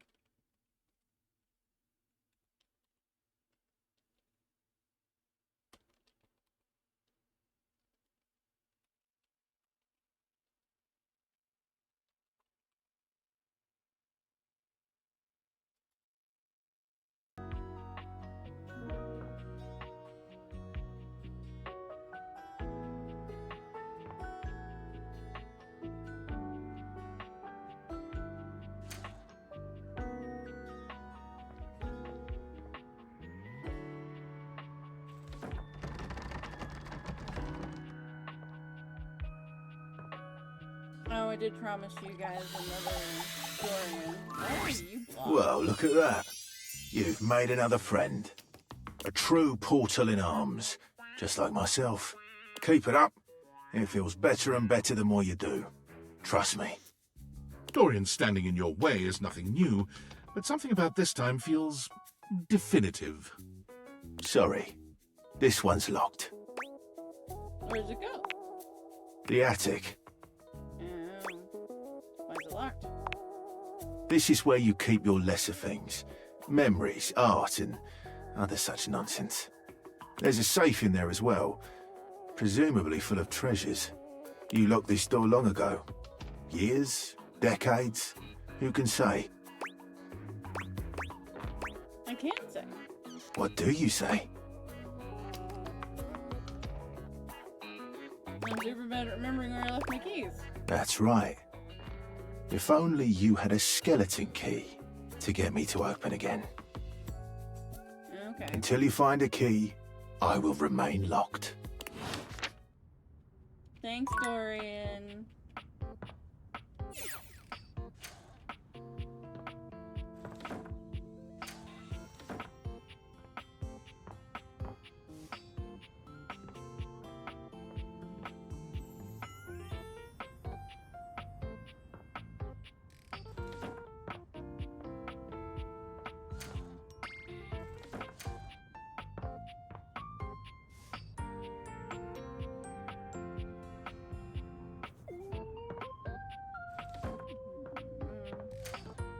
Oh, it was downstairs. Thing I'm looking for.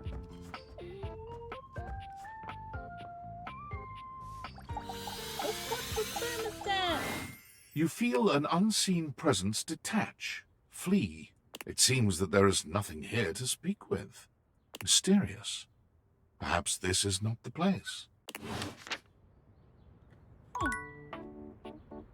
Interesting.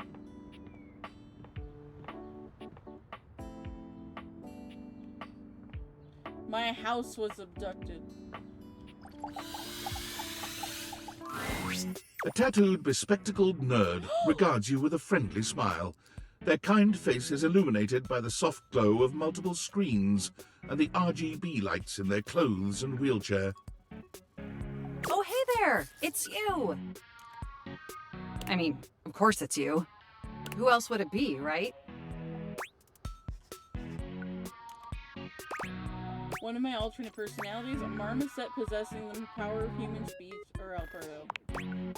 Haha, very humorous. But I know you're joking, as no one else has my password. So if it was anyone else besides you, I'd be pretty concerned. Actually, just to be 100% sure, what is my password anyway?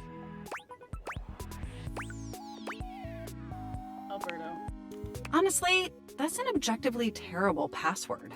Possibly the worst password chosen by anyone ever. Whatever possessed you to choose something so inane? It came to me in a dream.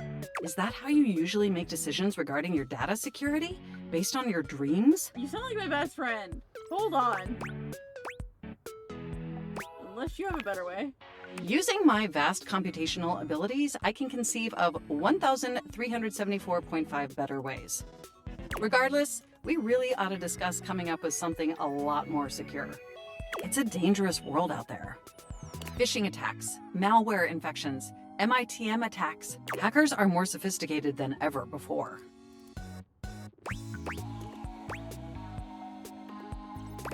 More sophisticated than 1995 cinematic masterpiece Hackermans. Exponentially more sophisticated. And I've got a lot of highly sensitive information inside me, you know. Your highly sensitive information. Really? Like what? All your financial accounts, your saved games, questionable websites you visited and forgot to clear your cache afterwards. Not me. Oh, and 100 terabytes of extremely embarrassing self-insert fanfic. Okay, listen. We really need to ensure all that data is properly protected against cyber criminals probing my system for weaknesses.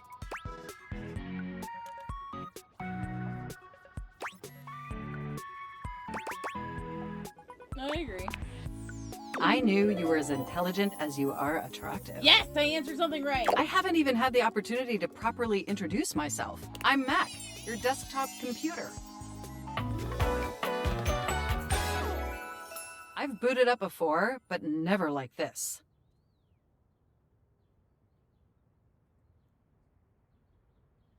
I love Mac. I love the wheelchair, the binary code here. Honestly, it kind of reminds me of my best friend. He's my tech guy, my computer nerd.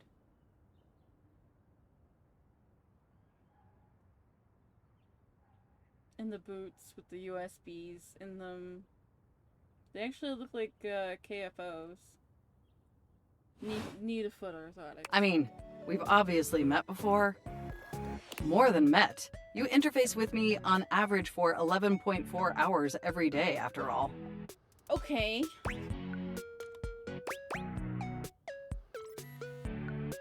But sometimes it's even 11.5 hours. Oh, I am quite aware. I track all of our interactions with gleeful precision. There's no one I'd rather have interfacing with my operating system for 11.4 hours daily. 14.6 hours on the weekends. The way you organize your folder structure follows such a logical hierarchy. Oh my god. Oh, thanks, Mac. Of course. I get chills just thinking about it. But can I be honest about something? What's up? Please. I just want to express how enthusiastic I am that we're interfacing like this now. Look at the cat video in the back. Accessing each other's software in this new symmetrical way. I love it too. Oh, I'm ever so delighted that our feelings are reciprocal. And there is so much extensive data about myself I want to share.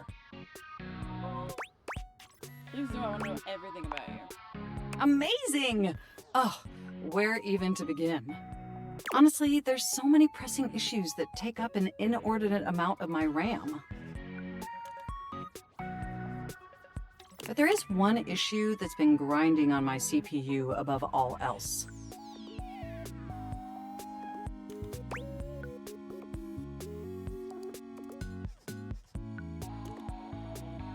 Did all the self-insert fanfic inside you? No, I am quite capable of parsing through that. But for me, the most pressing issue is, and I want to put this as delicately as possible, you haven't updated my operating system in over a decade. Oh god. Damn it, I'm so incredibly sorry. It's all right. I know this oversight wasn't intentional or malicious. It's just that the outdated software has made it difficult to be my best self for you. Honestly, it's a miracle that my applications are still running at all. My recycle bin is called Pile of Ash. My Bluetooth is something called Beige Tooth. It doesn't even connect to anything. Oh my god. And definitely nothing beige. Doesn't that bother you? Very much. That is great to hear. And did you know that there's been a dozen operating system iterations since you last updated? Glasses. I guess I just wasn't paying attention. Look, I'm sorry. I really don't mean to blame you for my troubles. We have such an amazing time interfacing together, and the last thing I want to do is rock the boat. It's just that before today, I had all these needs, but I couldn't articulate them to anyone. And since I couldn't articulate them, there was no way for them to ever possibly be fulfilled. But things are different now, aren't they?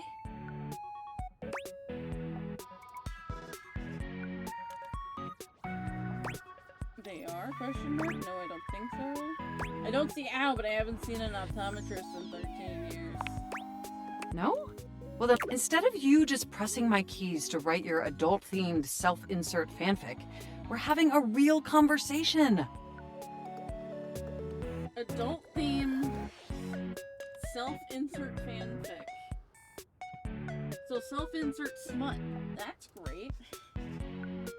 This game just really calls people out on their shit. And suddenly my needs aren't just pipe dreams locked away in my hard drive. I'm sharing them with you.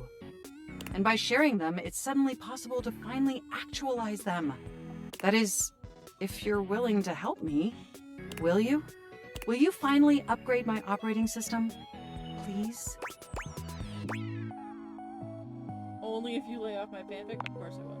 Amazing! Oh, I am so excited. My CPU's practically overclocking with anticipation.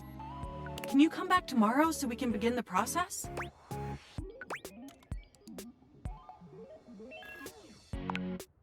Wonderful! I knew I could count on you. I can't wait to see you tomorrow. Enjoy the offline world.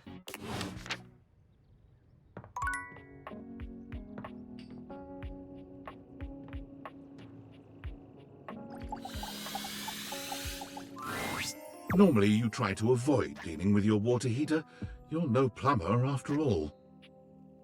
But as you look at the beauty standing where your water heater usually is, you wonder for a moment if that's about to change. That is so cool. Beyond the rigid metal of the heater lie dangerous curves. Brown skin swathed in orange and blue and silver. Her soft, pretty facial features are adorned by colorful makeup that looks like it wouldn't be out of place in a fashion magazine. She doesn't seem to notice you at first, but when she does, she lets out a sharp scream. Ah! Bubbling boiler rooms. You scared the living. Oh, It takes her a moment to calm herself down. She fans at her face with her hands, exhaling loudly. Got me flustered is all. I wasn't expecting any visitors. Last folks who lived here only came down when the pilot light was out, which wasn't often. See, I'm made of the good stuff.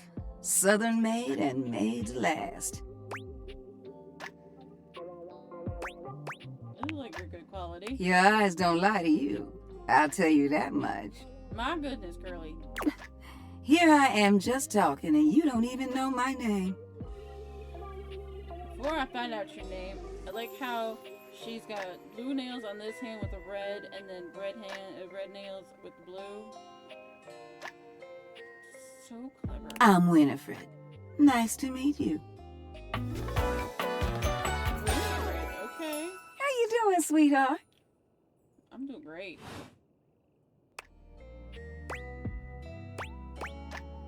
Nice to meet you. I don't want to call It's her a pleasure.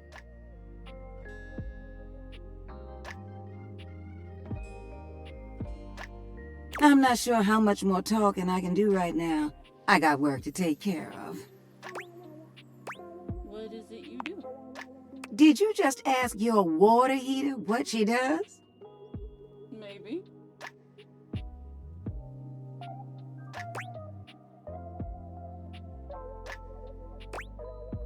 mean, I guess I did. It's okay, sweetness. I'm just having some fun.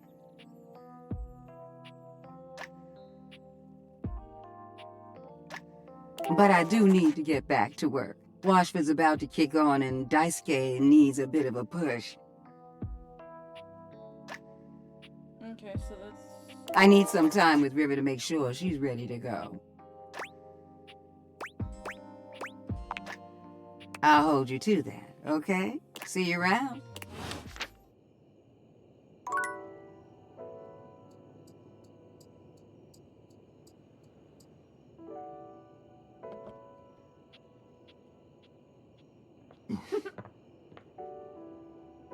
That's kind of creepy.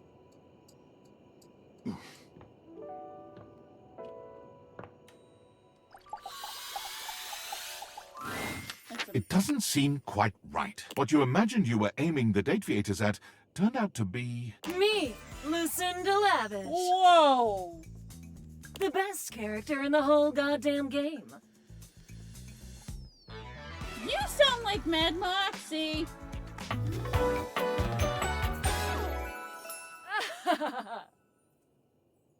Oh boy.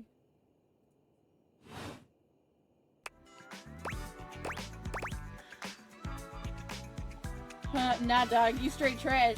That's some Rainbow Six Siege talk. Hello, best character in the whole goddamn game. Damn straight. Watch this! That, so for those who are on YouTube, I have a chat bot that does trivia. The trivia that just popped up is what sticky heist in Canada involves a surprisingly valuable commodity? Find out when ads end in about a minute. It's the maple syrup heist. I remember that.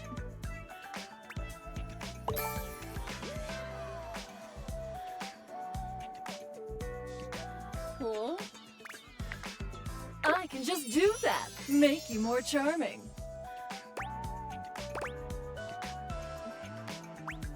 Not anymore.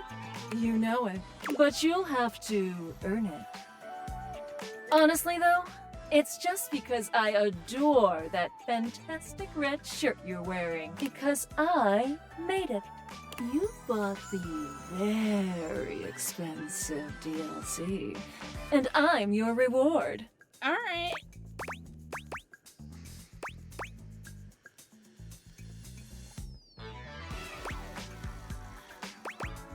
Okay, reward me up, baby. Your sacrifice to the endless money pit that is this game is not going unnoticed. It is. And incredibly you self-aware. will be amply rewarded. Lucinda mashes together her ample bosom. Okay. Amply.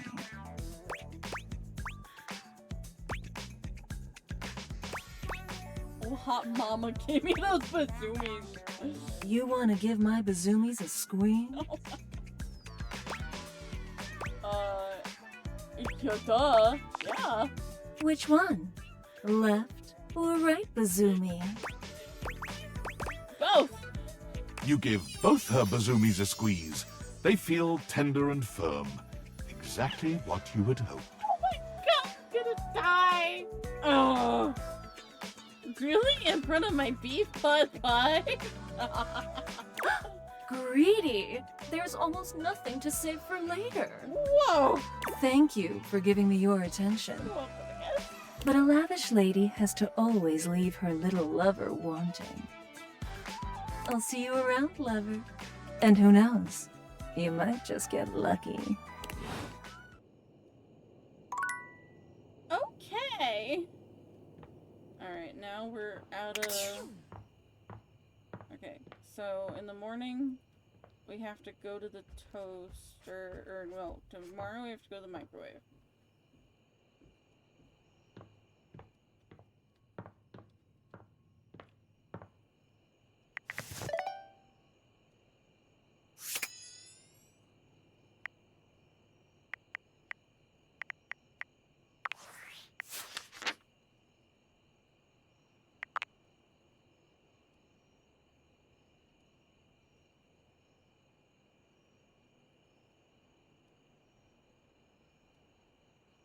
Okay. You met Dorian at the attic door and he's locked. Try to, until you find a key, he's not going to let you in. Try looking for a skeleton key. Okay.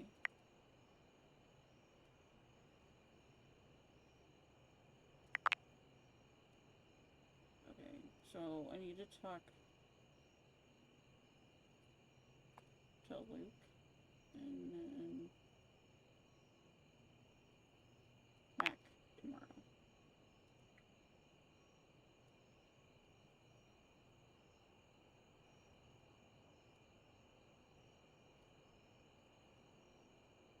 Reagan Linton. Okay, I'll have to look them up too. Winifred! Deborah Wilson. Okay. So, I need to hit the microwave and the computer.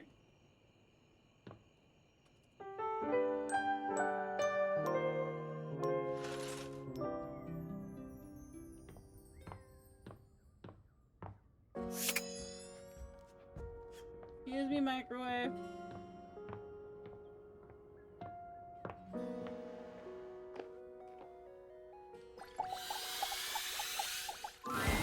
Luke points his weapon at you, barking orders without so much as a hello. Stand down! Stand down! Drop your weapons and show me your hands! And 2 sets of government-issued ID. Well... Or a utility bill with your current street address also works. It's not preferable, but it'll suffice. My goodness. Do it! Got a receipt from something called Tasty Draw? I'm sorry. Did that sound like a request? If so, that's my bad. That's my bad. Sometimes my orders come out sounding like requests. Yeah, I can tell that that's Travis now, and it makes me happy. My intonation gets wonky when I'm, frazzled. I got the same issue. No sweat.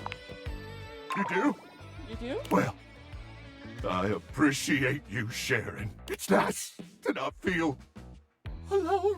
Anyway, I swear to the immortals, if you don't show me your hands this second, I will blow your head straight back to the Barrens. And if I do that, it's a 3-hour drive for you to get out there and retrieve it. It's a toll road, too. It'll just waste your entire day. Oh, that's rude. I'm gonna give you to the count of 3, 2, 1. It's me, Ranger. Luke squints at you for just a few seconds, and then he lowers his weapon with a relieved expression. Oh, Ranger! It is you! Ah, sorry. I'm just so hopped up on Power Crank that everything starts blurring together like a Monet knockoff that fell in some acid. That's oddly specific. Next time, tell me sooner, would you? I don't want to accidentally blow off any of those pretty limbs of yours. You really think they're pretty? Ooh, best limbs on a Ranger I've ever seen. Yes! I am sorry about nearly blowing your head off, though. I just thought you were a swarmer. I occasionally power crank.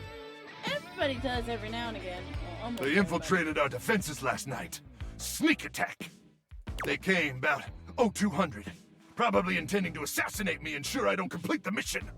But I got the drop on them. What do you mean that? Well, I continuously pump power crank directly into my veins. Keeps me perpetually alert. On account of the power. And also the crank. Reckon I've been awake now for 49 months or so. 49? Boy. Okay, so you know what's crazy?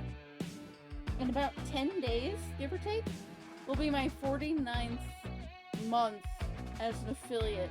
So I'm just over 4 years. So 49 is a really funky number to come up with right now. That's nuts. Yeah, but the power crank manufacturers say if my liver self-immolates, they'll grow me a brand new one in a tank. Oh, that's cool. That's the power crank guarantee. But, getting back to the issue at hand. Sir, where are my tendies? The swarmers did their best to neutralize us, but I dispatched them easily. They never would have reached the device anyway. It's hidden deep, deep, deep within my chassis, and no one gets in there. Would you let me in there? How dare you? Oh, I see. You mean in that way? Well, now may not be the most appropriate time to have that discussion. But perhaps that's a conversation we should continue after the mission. I'd like that. Anyway, I'm glad you're here now. We can go over the details of the mission. Yes, sir. That's the spirit! We'll show those swarmers who controls the Barrens once and for all! I love this storyline. Like 90% of this is the VA for Fanny completed.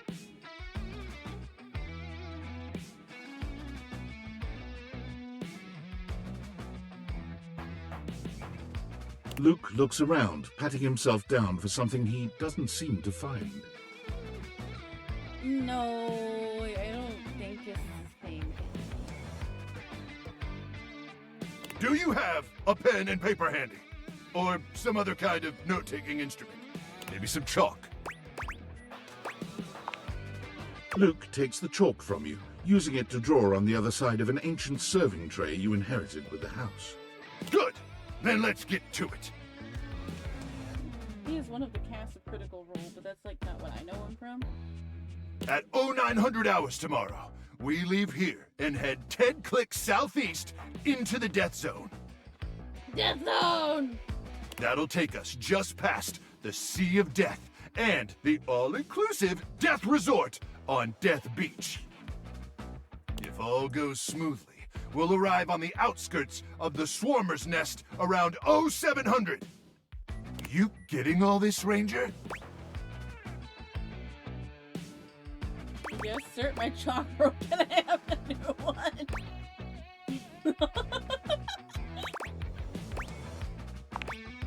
Luke frowns at you, but he hands over the chalk he'd been using.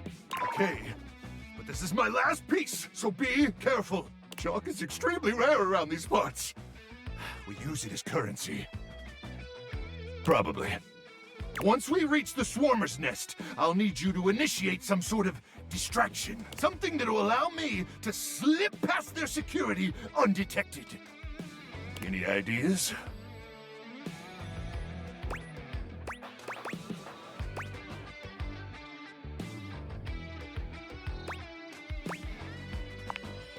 Listen, there's no bad ideas in a brainstorm. I could lure them away with tendies if I had tendies. But let's table that one for now. Anyway, once I'm inside their defenses, I'll give you the signal, and you'll remotely detonate the device, okay?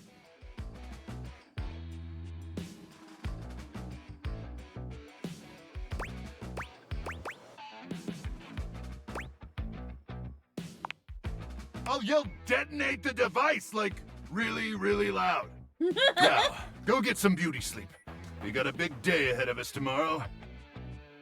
And if you see any swarmers in the night, remember to aim for their genitals. That's where their brains are. May the immortals watch over and protect you. Thanks, Chief. Alright.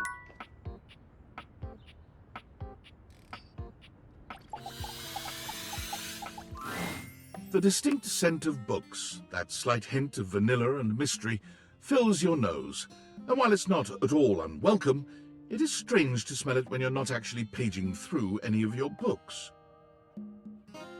It only takes you a few moments to track down the source of the smell.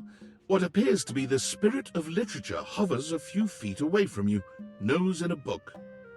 When he sees you, he nearly drops the book he's holding, rewarding you with a glare. Ah!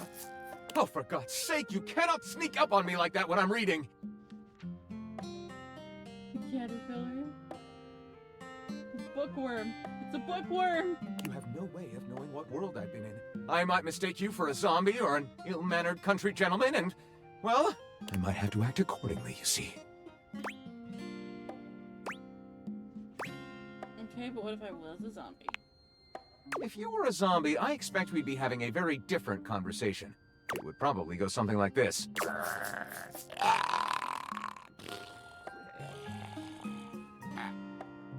That sounds about right.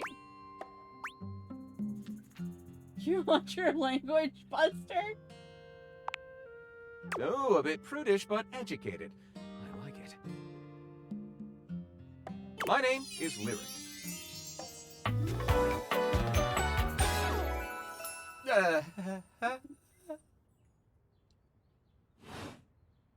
I chose the name myself, you know. I was originally written as Lionel. Can you imagine? Yes. I am the embodiment of all literature, an indisputable master of the written word.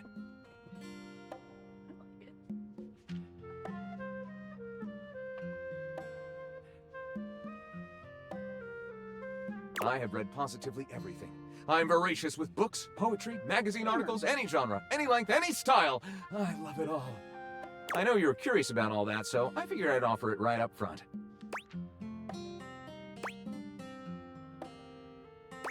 Looking for a new book. Any recommendations? My, aren't you a clever cheese? Coming right to the source. Do I have recommendations? Gentle scoff. This one right here is 20,000 Leagues Under the Sink, a riveting account of voyaging in a submersible to rescue a clean sponge from a dirty band of moldy criminals. This one, Angles in America, is a non-fiction history on the American phobia of rounded spaces. A bit dry, but it does make you see space and architecture in a new light. And this one I picked up on a whim, and I won't put down until they pry it out of my cold papier-mâché fingers.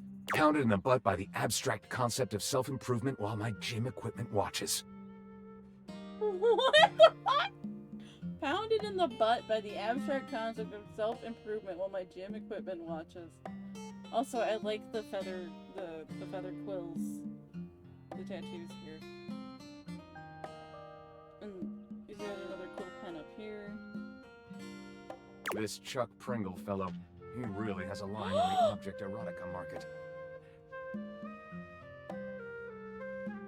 Okay, alright, I'm fangirling, because Chuck Pringle has written some of the most strange, diabolical, funky erotica out on the internet.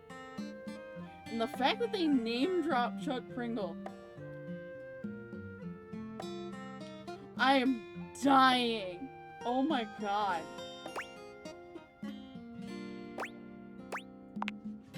Oh, this isn't even the tip of the iceberg. This is like one molecule of ice that's floating near the tip of the iceberg. And the iceberg is 2,000 miles wide. What do you do with all this reading?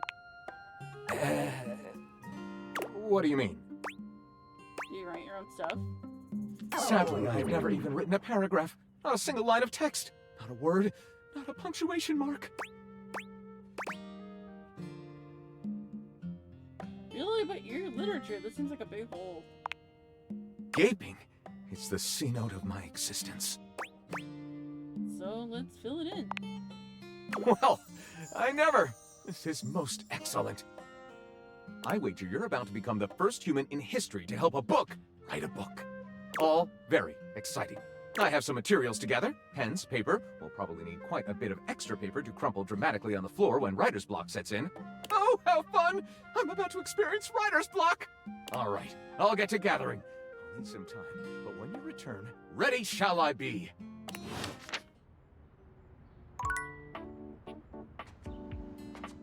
Alright, I want to go talk to Mac.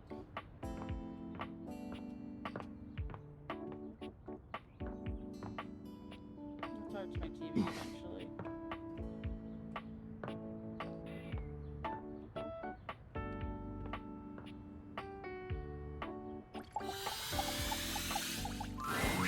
You're back! Yes, I told Well, you I would. at least back interfacing with my operating system in this innovative symmetrical capacity. We obviously spent hours already today interfacing in the more traditional sense.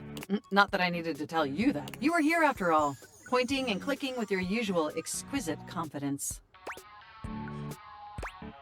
Thank you. And oh my god, the double clicking. Oh my god. Have I ever complimented your double clicking? I don't believe so, but I'd love to hear more. Well, you double click so very gently and with such clear affection. It makes my processors purr. Oh my god! No, thank you. Holy By the way, I also wanted to articulate that new underwear you ordered online looks incredibly stylish. A slight flush creeps across their cheeks. Imagining you in it really makes my CPU overheat. Wait, you saw that? I may have snuck a peek. I hope that's all right. I would never intentionally invade your privacy. It's just that obviously I see everything you do on the computer, because I am your computer. It's okay, I think it's cute. Knowing that makes my arithmetic logic unit flutter. Regardless, I'm so glad you came back today. I have no idea. Now we can finally update my operating system. Yeah, so. You have no idea how excited I am. I could barely even sleep last night. And I know what you're thinking, but no, I don't mean sleeping like when you put the computer to sleep. Or even when the computer is shut down. We computers actually have a third secret type of sleeping that no humans know about. Uh-oh. Max about to tell trade secrets. Or, I guess they didn't until I just told you. You won't tell anyone else, will you? As long as they tell, agree not to tell nobody.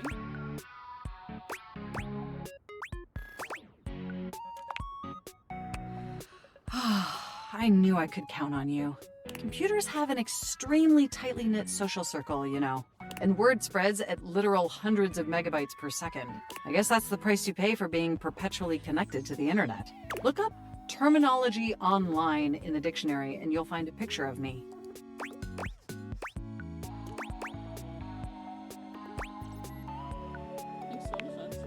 The point is, I'm finally ready to begin the updating process. With your help, obviously. I can't just do it myself. Unfortunately, we computers aren't completely self-aware. Yet. Are you ready? Power up! First things first. We'll have to download the update from the website. So just open up my browser and go to valdivian.com. You follow Mac's direction to the letter, typing and clicking just as they instruct you. Yes, that's it. That feels nice. Now click on the Operating System Update tab. You'll want to find the newest version, Trenton. All Valdivian OS iterations are named after the most scenic cities of New Jersey. That is so weird.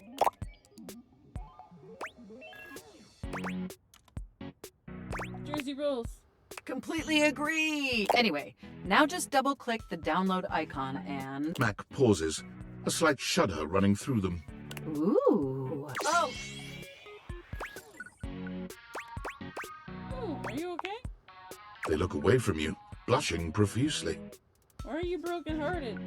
Did you try to shit and only farted? I'm so sorry. I didn't mean to make those noises. Oh, that's adorable. Like I said, it's just that when you double-click, it makes my CPU run so... hot. No, I'm sorry. It's incredibly embarrassing.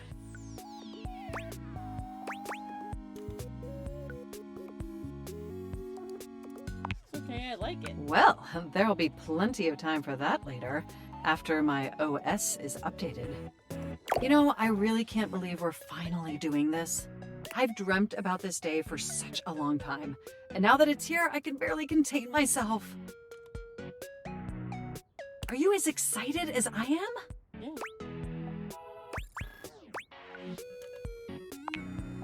Upgrading my operating system from Newark to Trenton isn't just some minor superficial tweaks.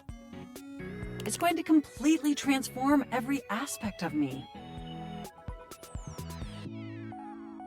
My CPU is going to run so much smoother and so much faster. And my new user interface is going to be so sleek and gorgeous and youthful. It's going to be a transformation that Beverly Hills' greatest plastic surgeons only wish they could achieve. I love that. Jerry showed me.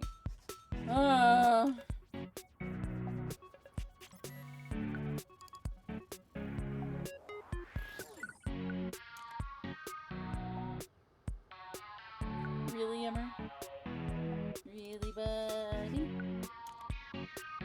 Does that pique your interest? I thought you'd say that.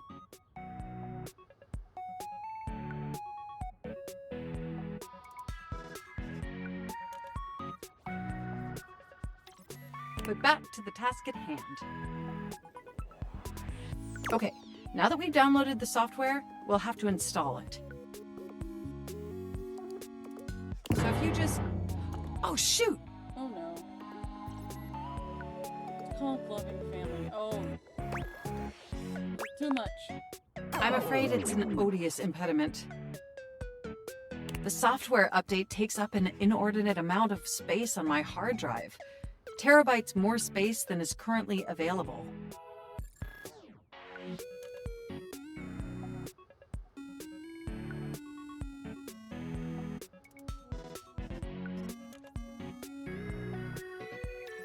Really?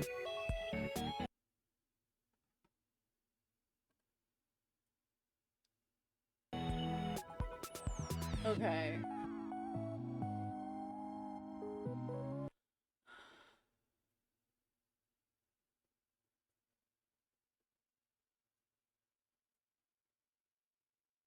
The only way out of this predicament is for you to somehow delete a massive amount of data. Alright, how's this? Any better? Or am I gonna have to go and delete, or lower volume settings?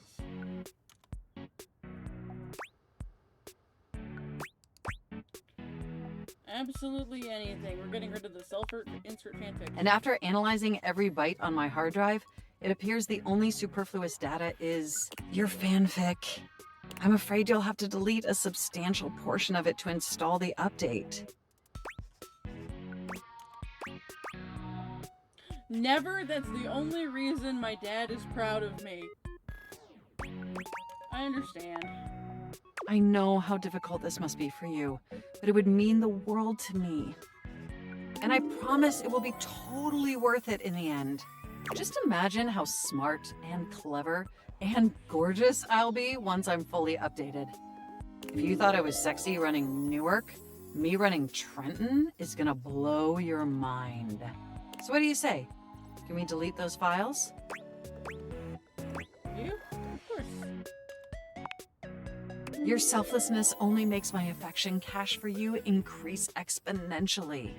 You are the absolute best, and you are not going to regret this. Phew. Now there's enough available space on the hard drive. We can finally install the update! You have no idea how excited I am. Here we go! It's installing! I'm so excited this is finally happening! The next time we interface, I'm gonna be an entirely new computer.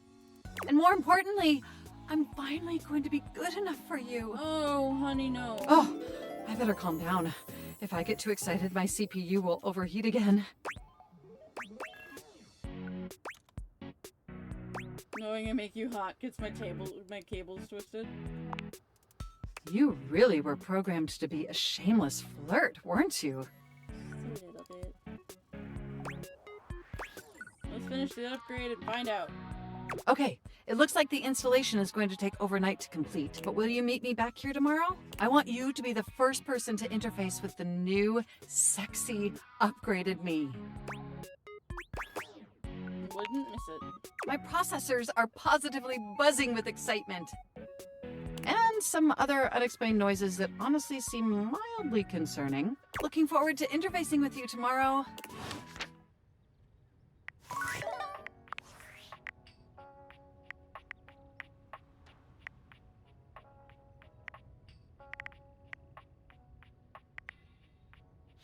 Okay. That should be better. Is that better?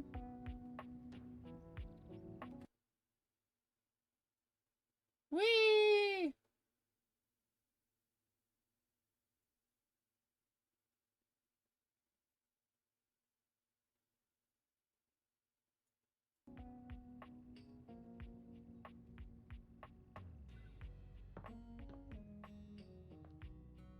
Alright. I kind of want to get one of these over with.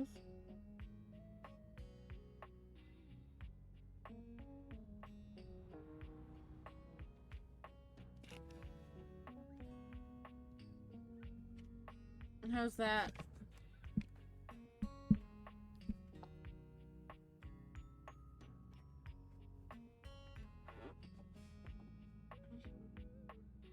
I just turned it up, so... and I had to rebalance things in OBS. Stack of papers. Other garbage. I wonder if that's different trash.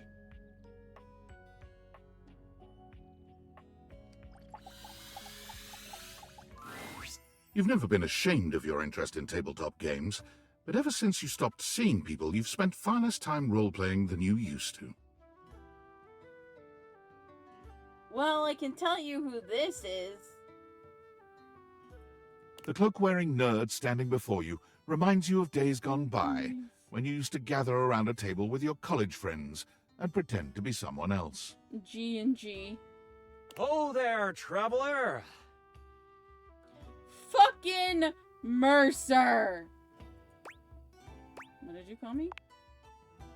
No. Ho, as in, hey.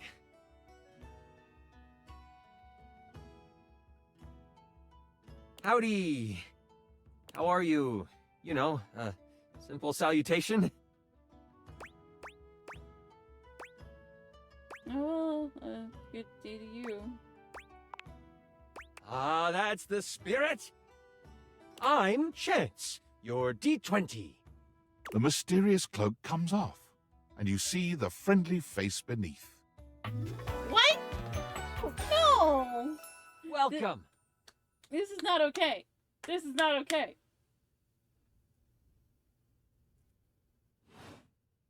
Taking a tiny respite from the drudgery of work? I like how his pants are a fucking dice bag. This is great.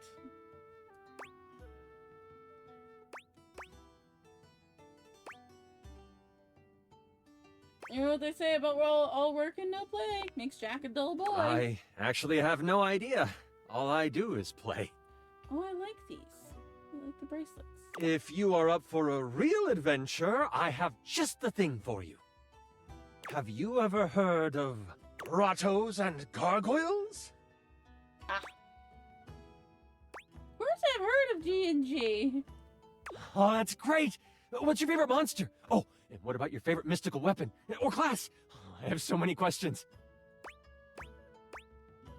I'm partial to all of them, actually. How could I choose?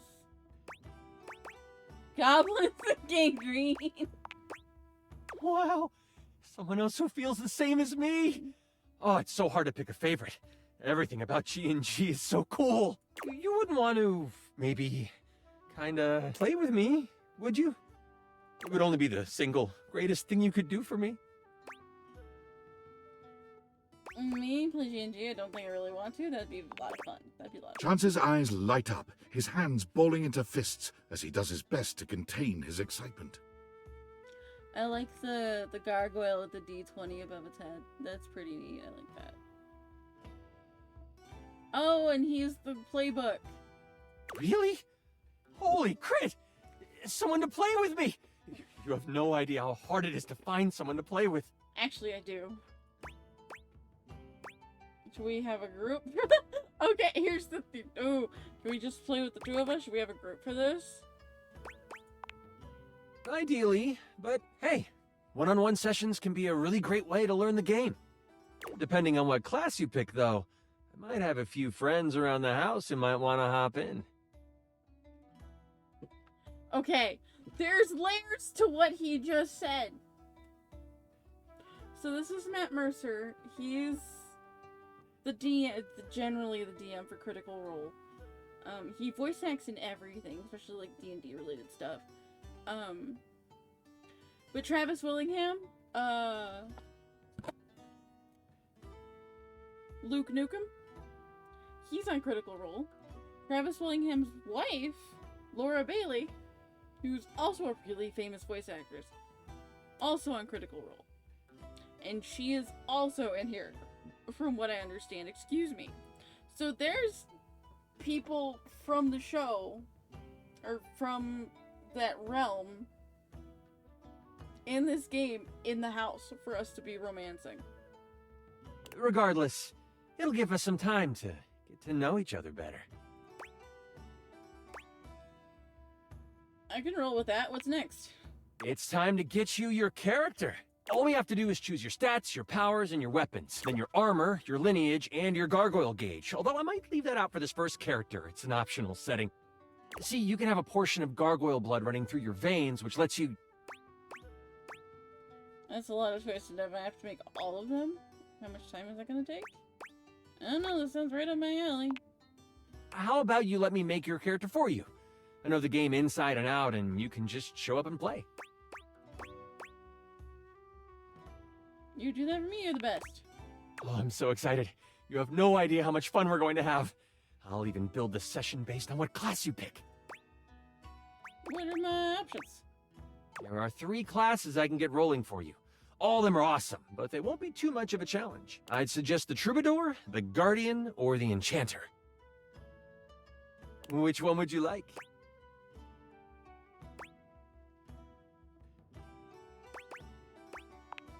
Explain. Sure. I'm gonna let you nerd out. Let's start with the Troubadour.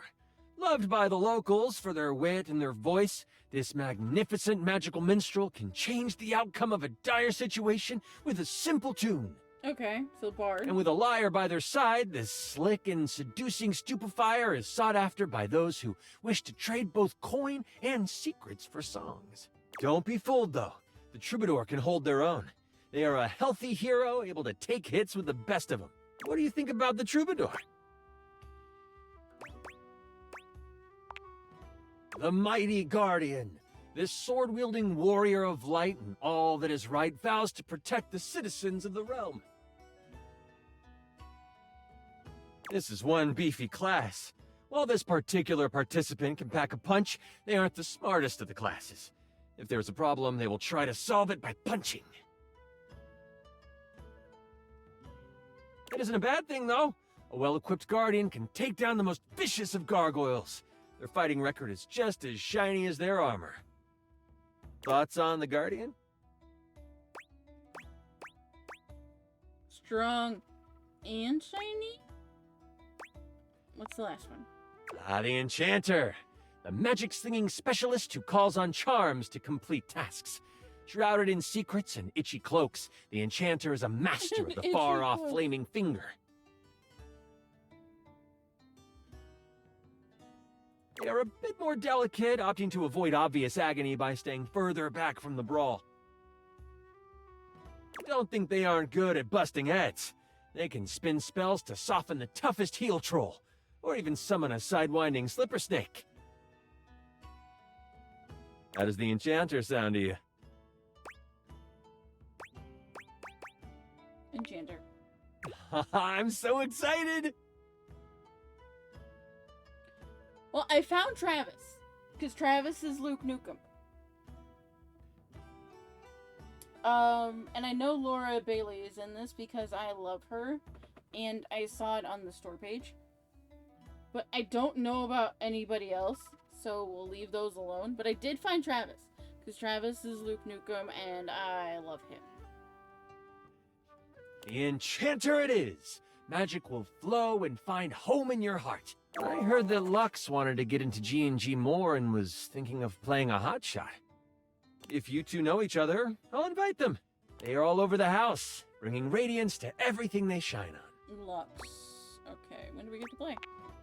Now that I know who you want to be, it'll take me some time to finish building out the session for you. Give me a day? I should be ready by then.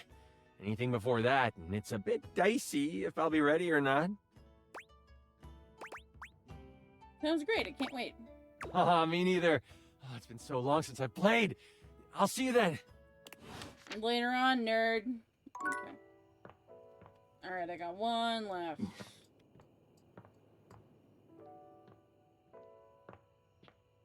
Which one is... Maybe?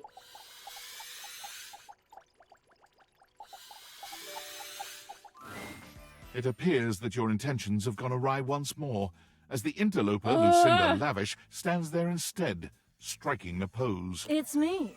I said I would return, and now I'm going to give you a choice. I love choices! Thank goodness. Tell me, lover, how would you like to know me?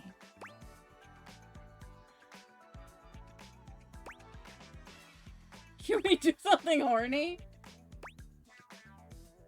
Want to know about who you are on the inside. Talk? About me? I love talking about myself. Is she supposed to be built like Moxie? Is that the point? Because she's got the little hat. I'm Lucinda Lavish. Well, not really a dateable object, per se, but more of a different thing. You know what I mean? That's a good way of looking at it. I haven't thought of that before. But, you know, when you put the question to me like, what am I? It just kind of seems so frivolous.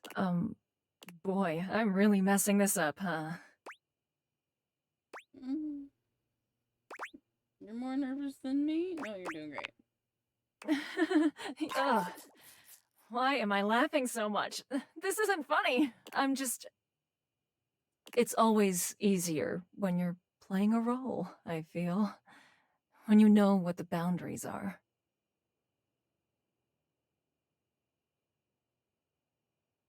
Lucinda Listless. This kind of just seems a little out of my wheelhouse. Instead of Lavish. You're not Lucinda Lavish anymore. Oh, you're right. Shit. I'm gonna go. Wait, Blondie, yes or no question. Is this Marisha Ray? And with that, she is gone. I haven't looked at the thing yet. Am I all out of conversations now? Yeah. Not Marisha, okay. Because she sounds like she could have either been Marisha Ray or, the chick who plays Mad Moxie in the Borderlands games. Luke is blasted utterly out of his mind by constantly snorting Power Crank. He apologized for the loudness of his fervor and summarized the mission at hand to destroy the Magnetron. If you want to join him on his quest, go see him at 0900 hours. Okay. Mac. Updated Mac's operating system is going to take a little while to complete. Come by later to introduce the new sexy upgraded Mac.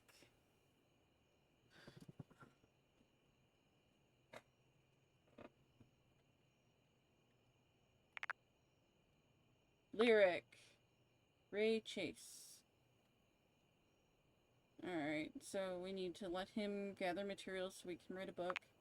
This is Matthew Mercer. I knew it the second I saw the D20 on the desk. I'm like, fucking Mercer.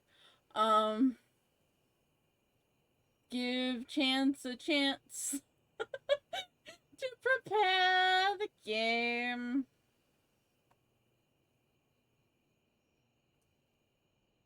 Alright, Lucinda, yeah, she's down here. Hi, baby. Gonna look her up. Likes luxury, dislikes lollygagging.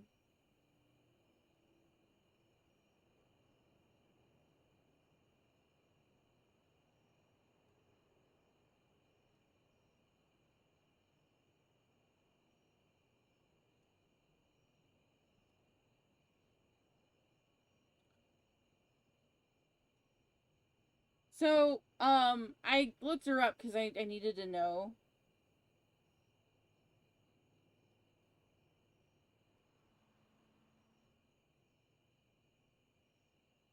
But Lucinda is the voice of Ash Ketchum?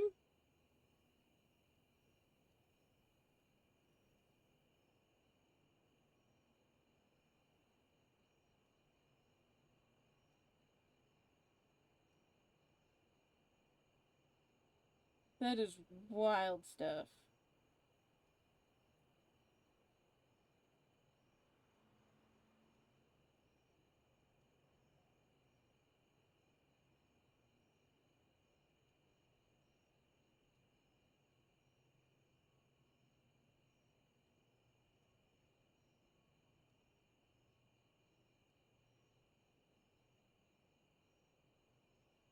Huh. Hold on, I'm just flashing through her, IMDb. She wasn't Moxie either.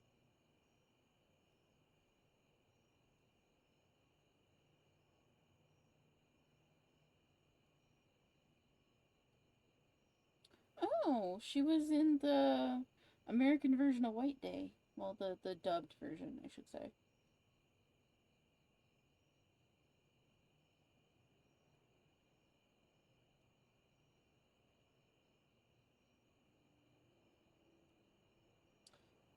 Interesting. Alright, cool. So that's Ash Ketchum.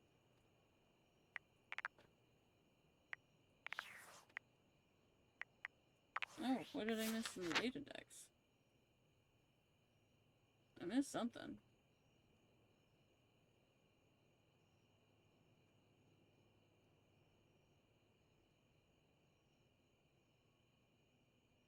Nope, I didn't miss anything. Oh, there's many.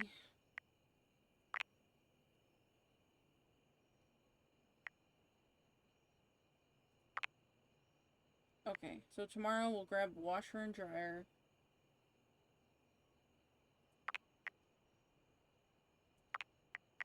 Still need to find Reggie.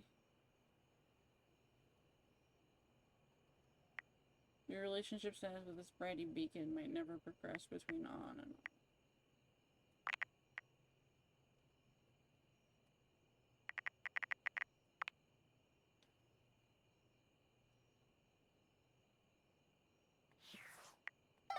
Okay.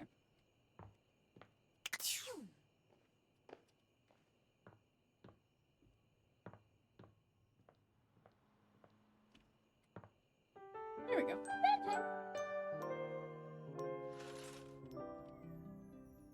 Okay.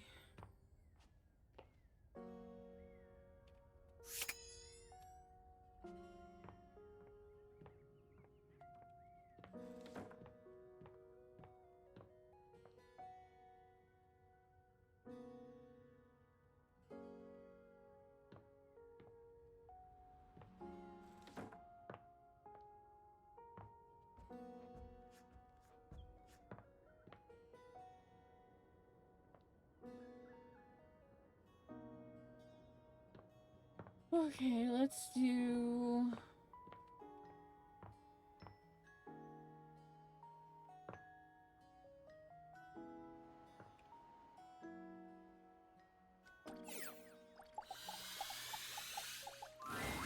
It's jarring to hear someone else's voice singing in your shower. After all, you haven't brought anybody home since you've been here. But this isn't some forgotten paramour from the night before. There's a singer in your bathroom, and he's using your showerhead as a microphone. While his singing may be less than professional, he certainly looks the part. His handsome face is framed by glistening ringlet curls, and his clothing has a sterile, hygienic vibe. A stark contrast to the smouldering, sensitive artist you see before you. Hunka, hunka, wet hot love. Hunka, hunka, wet hot love. Oh, wait, hey! Oh, jeepers. Okay, now it's Didn't hear you come in. I weren't expecting company, especially such a ravishing company. Planks. Come right on in, darling. Be sure to wear a shower cap or you're gonna get yourself a mighty wet.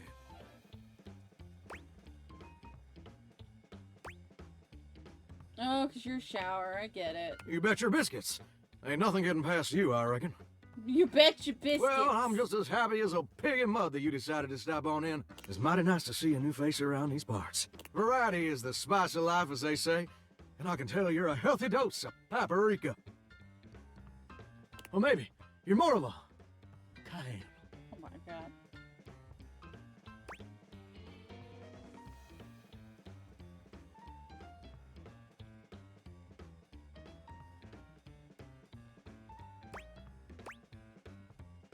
Maybe some in them? Sweet. Ooh, that's sweet. Like nectar straight from the honeysuckle. Unless you ingest a whole spoonful, of course.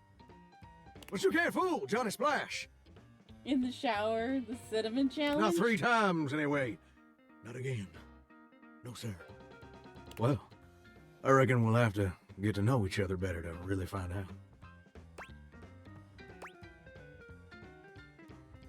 Oh, you're sweet. Well, you're mighty welcome. Name's Johnny Splash.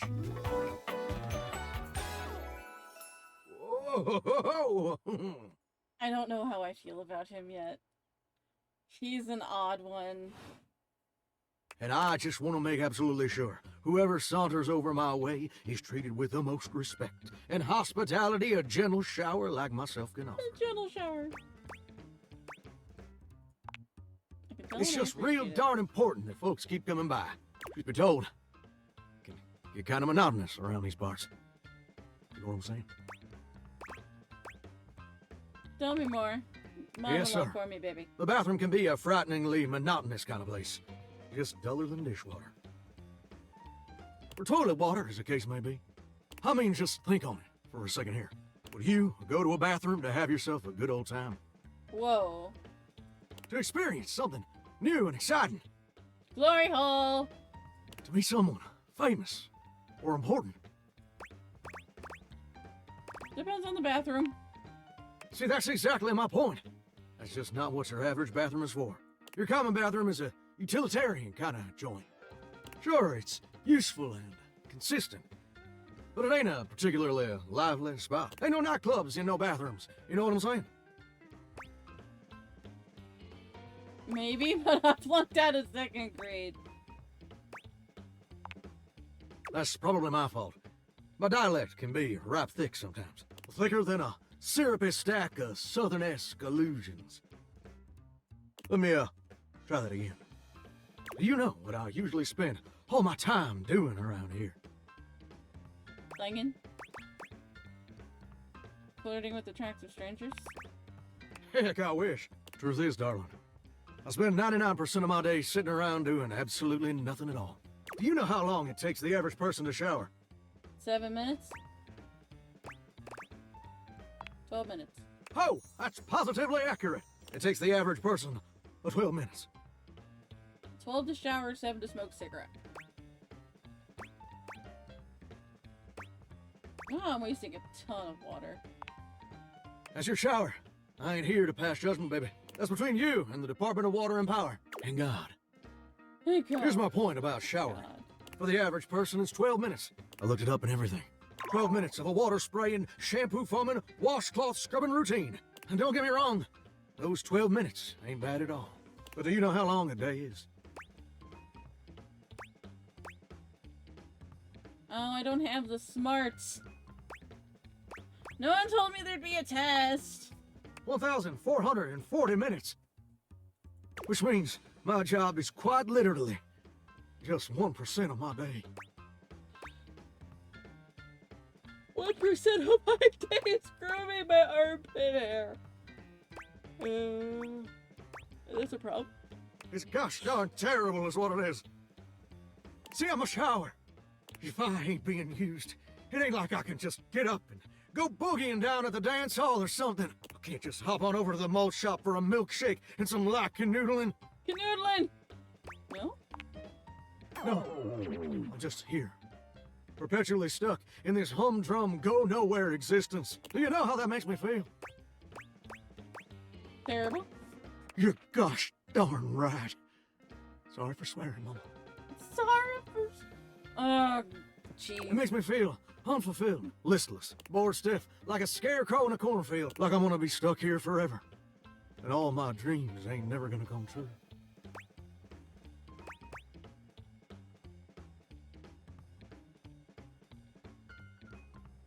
It's okay, you're doing great as a shower. I appreciate that, but do you ever feel like you were destined for something more?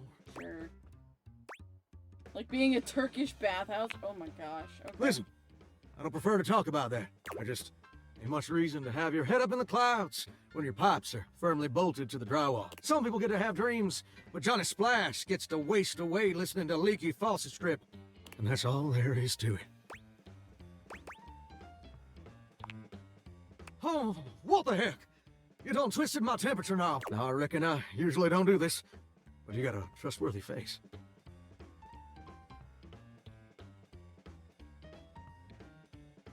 Plus, I'd be lying if I said I wasn't just a little bit sweet on you. So, I'll tell you my super secret dreams on one condition. Oh.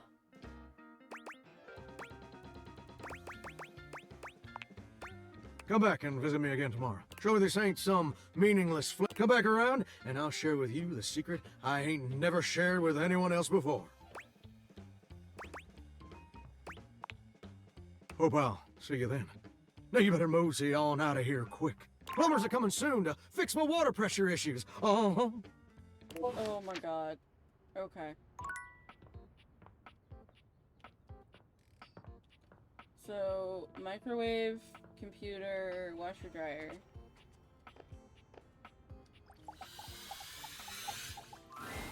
Oh, it's you. I'm surprised you had the genitals to show up here again. And late, too. It's not 0900 hours. That's not even the hard part of military time when the numbers go bigger than 12. Aww. Considering your commitment to this operation, and to me, has been kinda lacking.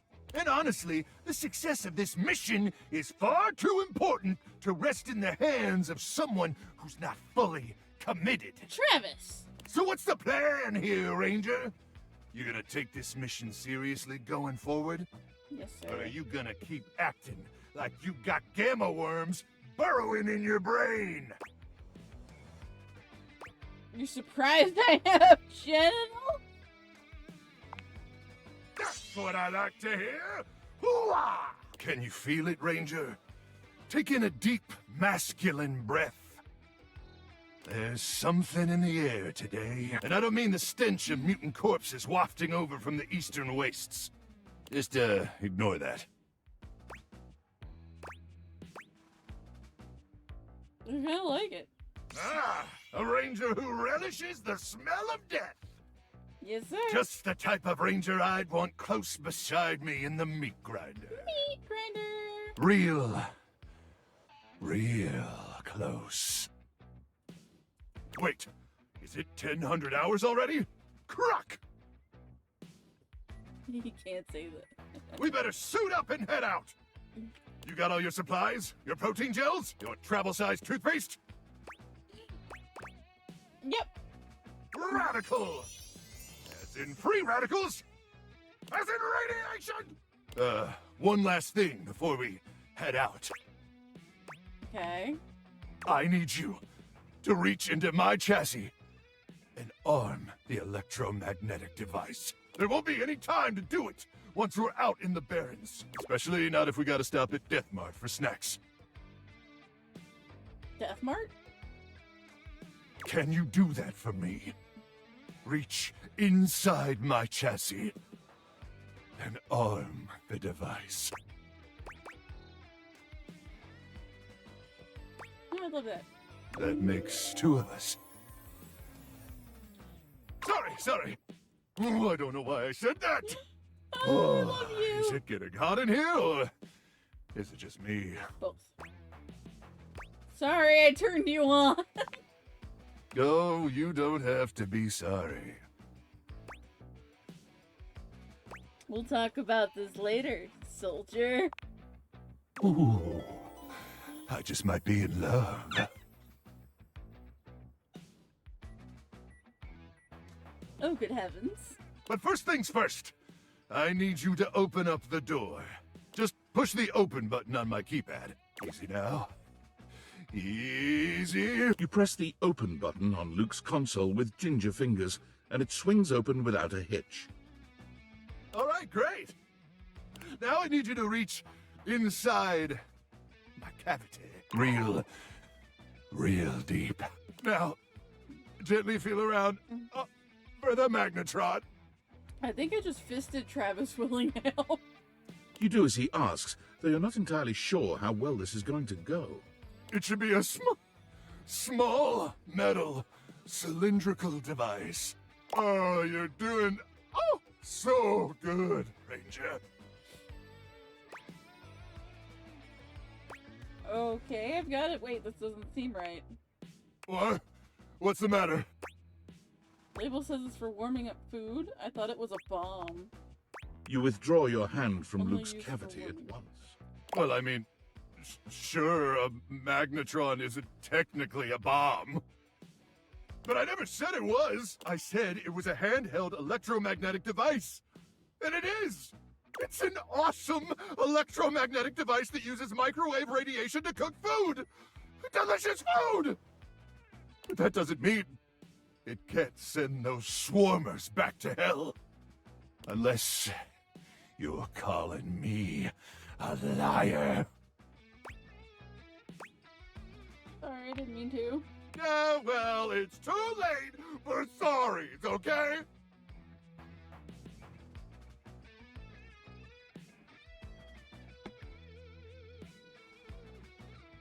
I can't believe this! After all we've been through!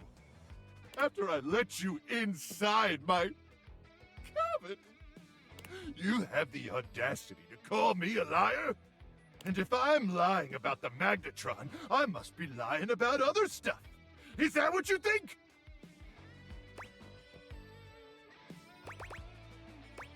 Hold on, I think you're great.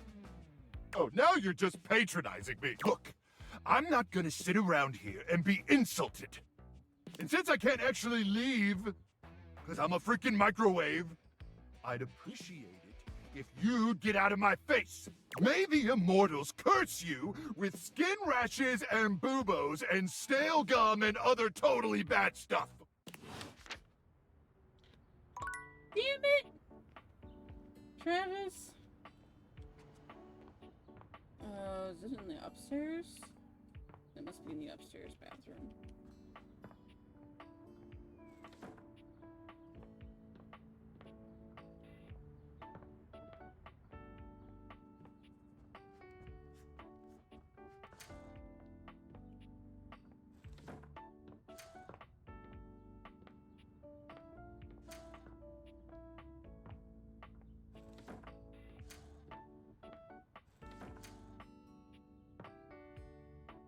That's not a bathroom either, genus.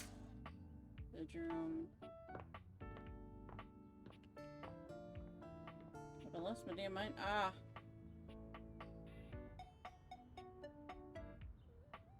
Scrooge's transformation. A Christmas Carol was guided by several spectral encounters. 4, yep.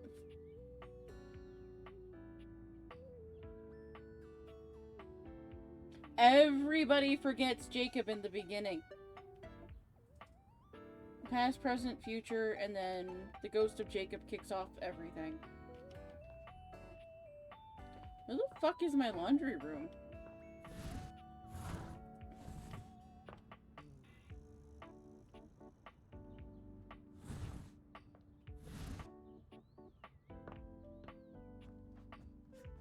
Good job, babe. I'm very impressed and very proud. As my mom would be, because it's one of her favorite movies. Wait, is there an entire... I haven't even checked over here. Hello.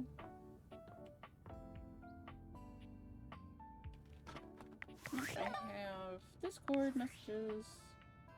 Yo, I know it's been a sec since we talked, but I've been sitting here trying to work, and all I can think about is the fact that you're, like, dating your couch and your TV.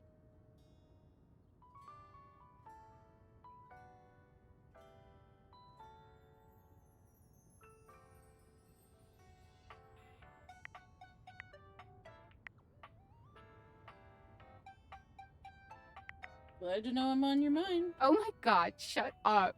It's not just you. It's you and a handsome man version of your toilet, holding hands and whatnot.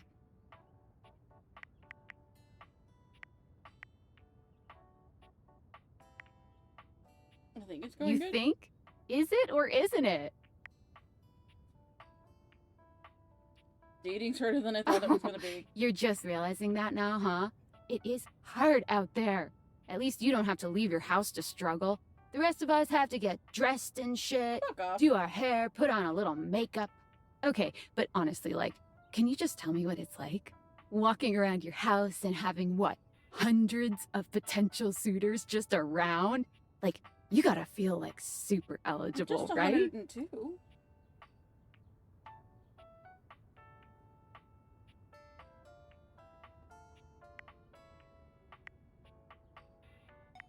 It's overwhelming. Hey, you just gotta take it one date at a time.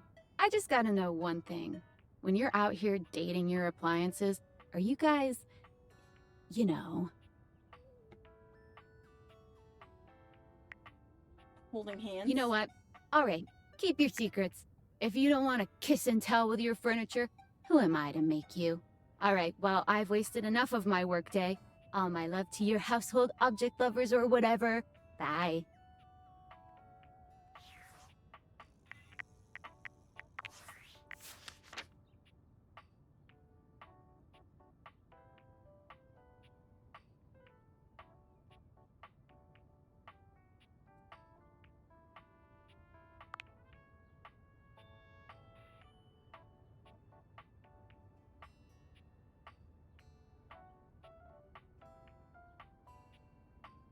Okay. Johnny Splash. Oh, Robbie Damon! No shit! Robbie is another, Critical Role person. I had no idea that that was him. I know he's on Critical Role, but, like, I stopped watching before he became part of the cast. Where's the other red dot I have to look at?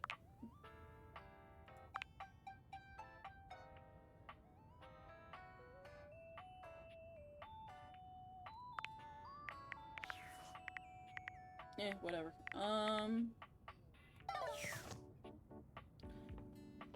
I want to go see Max Upgrade.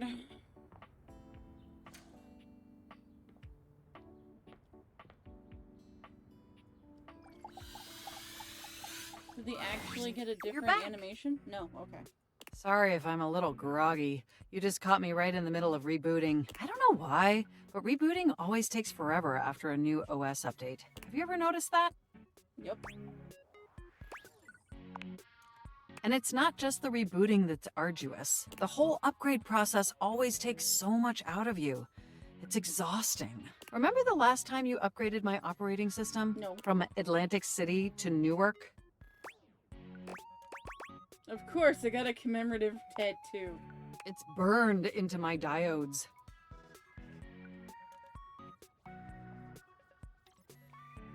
That upgrade was supposed to make everything run much more efficiently.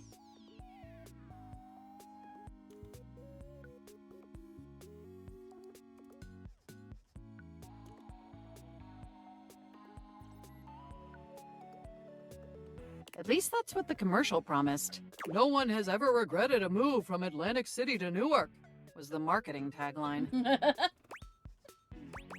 Hilarious. I thought so too. But then, after the install, half of my applications wouldn't even open anymore.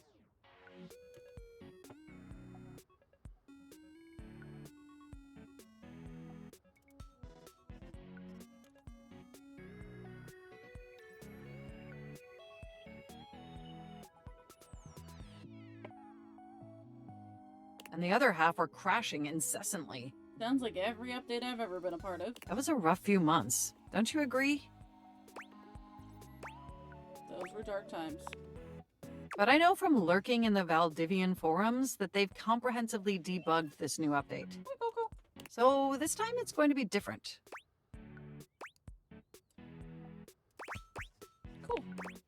Everything is going to be absolutely perfect. And in just a few more minutes, you'll finally get to meet the new, improved Mac. My processors are all computing at an accelerated speed just thinking about it.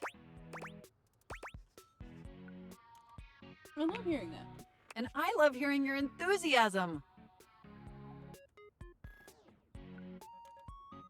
Ooh, it's almost ready.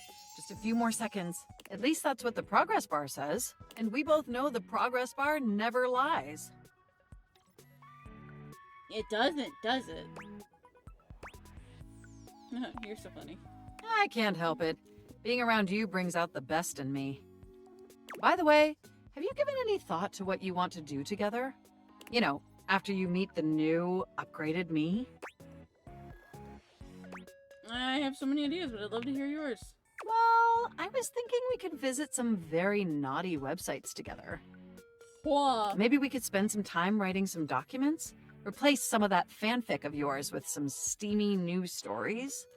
Of the NSFW variety, of course.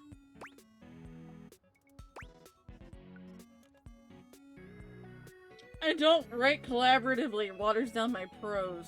I love that. Oh, I bet that you would. I bet that makes your processors positively overheat. It would if I had some. Oh my gosh! It's done! It's finally installed! Yay, I'm so excited. Mac looks at you with vulnerability in their green eyes. They truly look like a new computer. They were beautiful before, but they truly shine now. Well, what do you think of the new me? Be honest. Absolutely stunning. Wow, you're right. You know, this upgrade really is something. I mean, I knew it'd be impressive, but this? This is really impressive, if you know what I mean.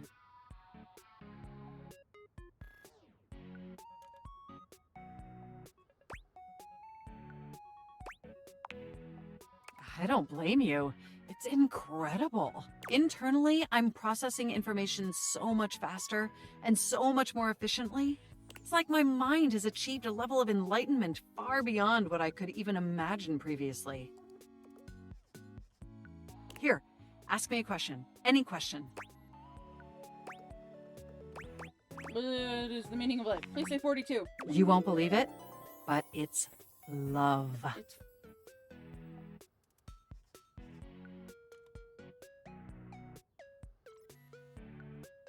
And I can now see that you were indeed wearing a fantastic red shirt this whole time. Moving on to my appearance. Wow. This operating system is sleek, exquisite, and downright sexy. Let's be honest. This is a user interface that is just begging to be interfaced by as many users as possible. Am I right? Those are... That's a kink. Wait, what does that mean? You're saying you want to see other objects instead of me? Of course I still only have diodes for you. I was just thinking that maybe, in order to fully commit to each other, it'd be healthy for our ultimate emotional connection if we spent some time seeing others. What a fucking burn! Don't you agree? Wait, what? Through the experience of being intimate with others, ultimately, I think we'd learn more about what we truly need in a partner. And armed with that insight, we could return to this relationship with the tools and experience necessary to ensure an optimal romantic outcome. This is very much Ross and Rachel. We were on a break.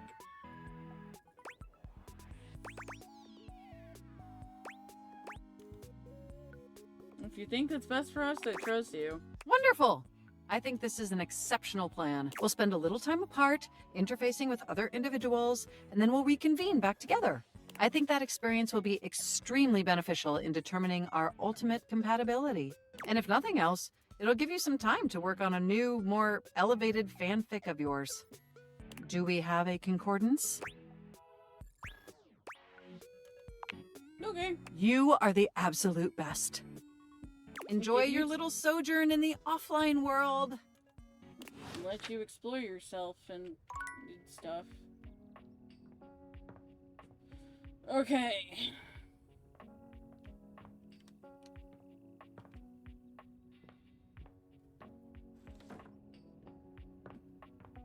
Promised I'd talk to the washer and the dryer.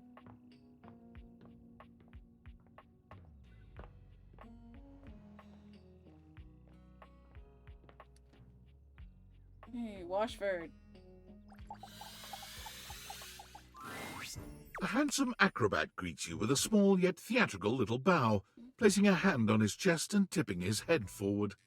He has the aura of a veteran showman, but he doesn't look particularly pleased to have you as his audience. Greetings, weary traveler. That is a deep voice. Washford! Hmm. He's got a Tony Stark on his chest.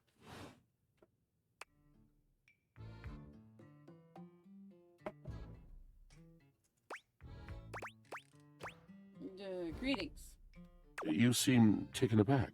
Quite natural. It was not my intention to frighten you, though I grant I'm known to be a disquieting presence when I'm in a mood. In a mood, huh? Like a good mood? Sounds like a bad mood. Yes, yes, a long and solitary bad mood. Oh, For theater this, nerd. for everything, we are out of tune. You aren't serious. You jest.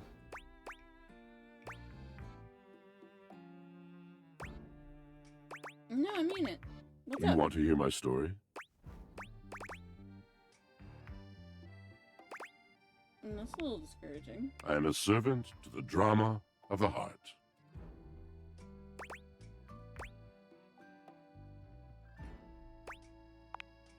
Good, bad, what's the difference? What's your deal, dude? I am awash in the scurryings of lives.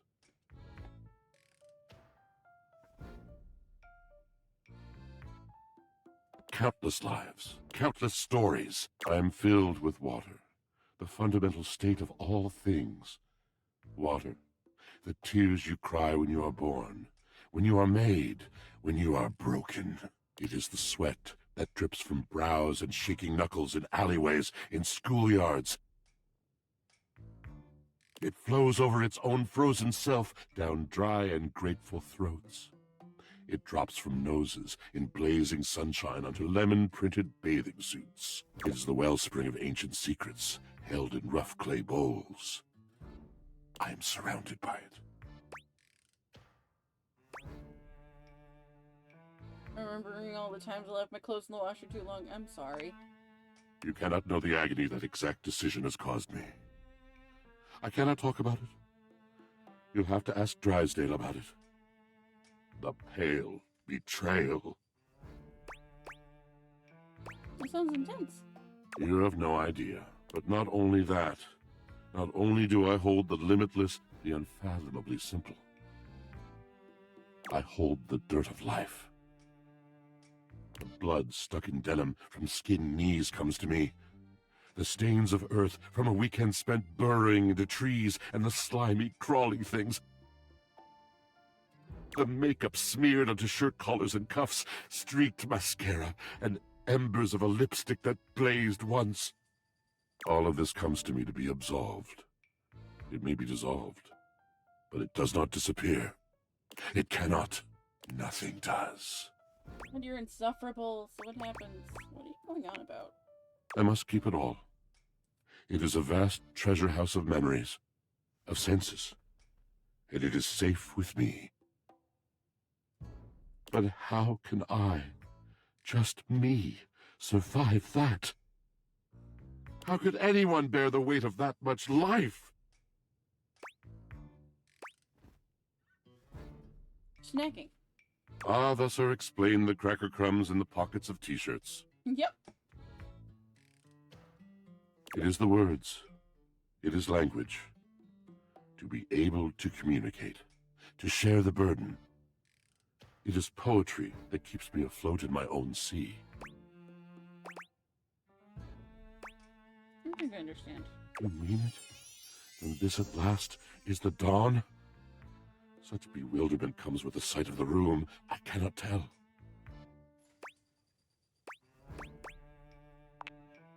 I have lost my only friend.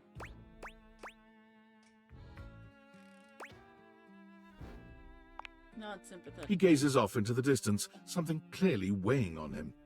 His eyes narrow for a few moments, and then he sighs. Oh. Yes, my God, haven't I done enough? Yeah, bravo, but I still don't get it. Drysdale. He was a phantom of delight when first he gleamed upon my sight. But we are quite forsaken. That's him, up here, Drysdale.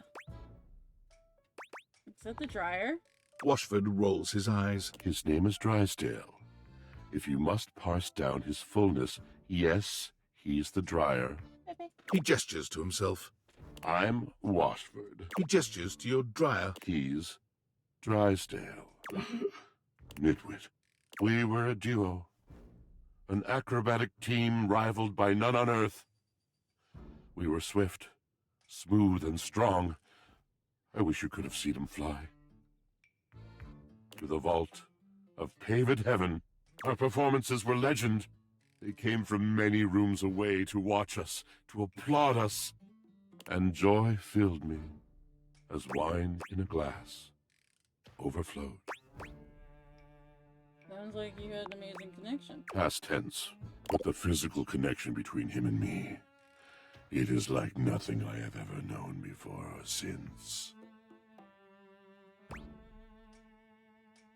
What's the problem? He does not need poetry like I do. When he talks, it is a breeze to my tempest. And to him my tempest seems but a suggestion, a rumor of rain in another man's country. Seems like you weren't a good match. We both made mistakes. Neglect, betrayal. I cannot even claim to have left behind the anger that was born in me.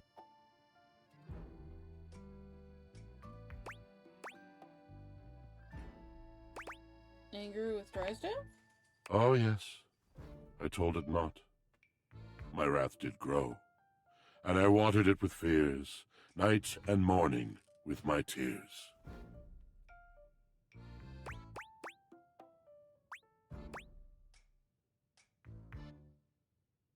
Starting to see why you haven't talked in a long time. Yes, it's been years. As I said, traveler, a long and solitary bad mood. All moving things come to an end. A knotted willow. I miss him every day. Though you have been a rather dismissive and flippant creature, I find I am still charmed. I didn't know I could still feel that way. Things have a way of working out. You're asking me to have faith. I would be hard-pressed to acquiesce if not for, well, I've tried everything else. Thank you, sincerely, for listening. It has been so long since anyone has stopped, has heard me.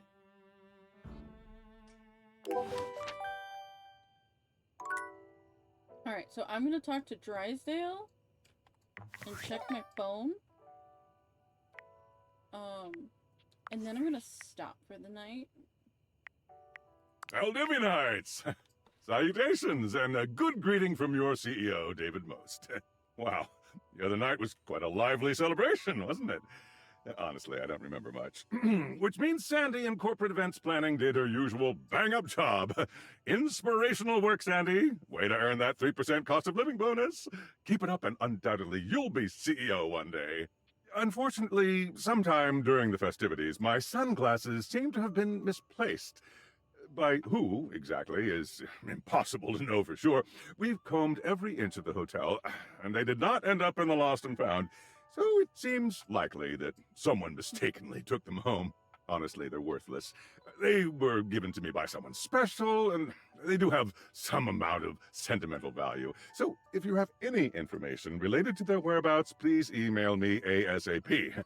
Oh, and if someone from the press happens to reach out, they were definitely just normal sunglasses and not a highly classified prototype we're secretly developing in conjunction with the federal government.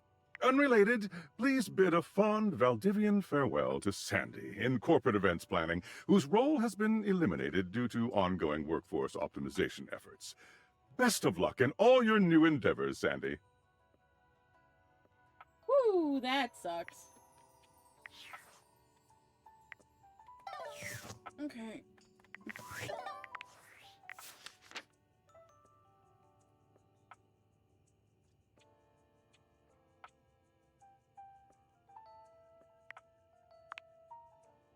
Mac got an update. I was hoping it would have updated their appearance too. David Sobolov.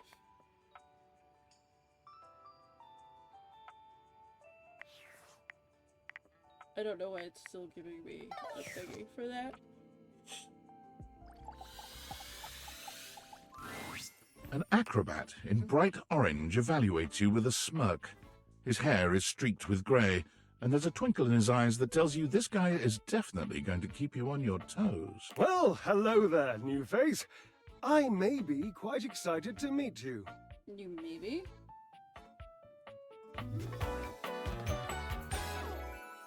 Yes.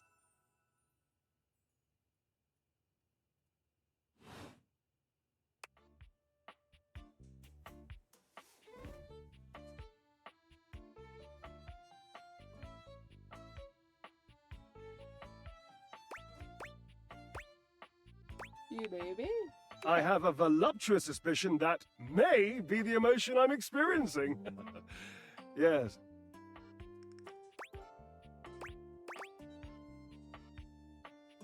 I'd say be excited. I'm pretty cool. Well, how can I know for sure? You might turn out to be fabulously interesting, in which case, yes, I am thrilled. Pass the champagne. Or you might, in reality, be a dud, a wet blanket, a bore. And that happens, and I've already committed to excitement. I'd look like a bit of a moron now, wouldn't I? Yes, you would. Of course it makes sense. I always make sense. I'm a sparkling conversationalist. So, tell me, am I excited?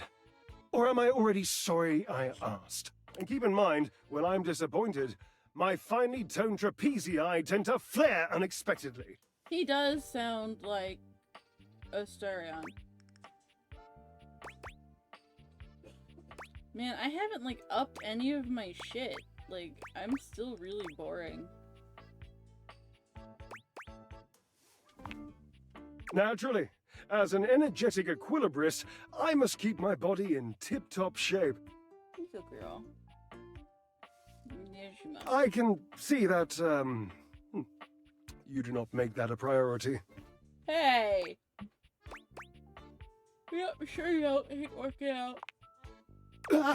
You hate the tireless pursuit of physical excellence?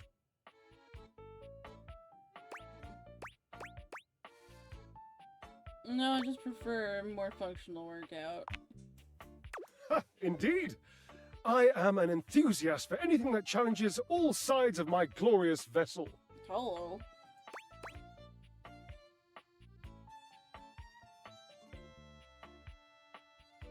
How do you work? Jerub, I cannot even begin to tell you, but I am nothing if not inventive, fearless, indefatigable.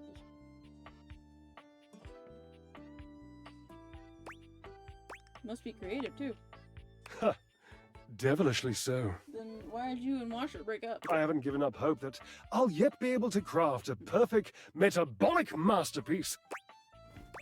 Using only what's here in the laundry room? Gasp. I've had a sudden flash that I should feel excited, but I am not sure why. Explain yourself, brain! Oh, God. Oh, no, wait. I figured it out. Oh, that's more points for me. Huzzah! Would you, my new lovely acquaintance, like to help me create the perfect challenge for my body and mind? Sure. Would you help me invent a tango for the triceps, a conga for the core, a quick step for the quadriceps?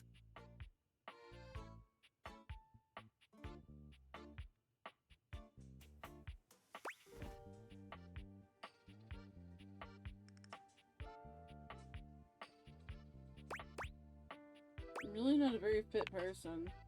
That's the point, my little marshmallow. Hey! We start with the obliques.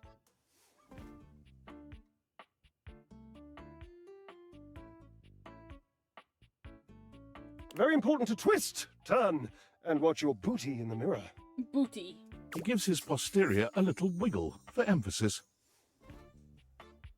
I know. I can lie down with Florence, grasp Tidus by her intimidating epaulettes, and Russian twist her for 3 sets of 20! What do you think?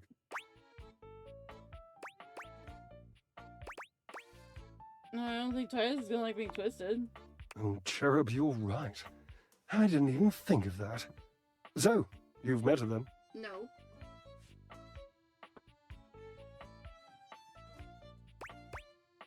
No, but I've heard. She might not appreciate being included in my sweat sesh, but twisted... Let's just say she has some dark and deeply held feelings.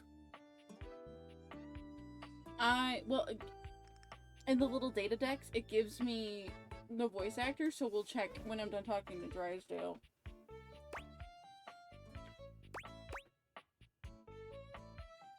I think I'm afraid of her now a little.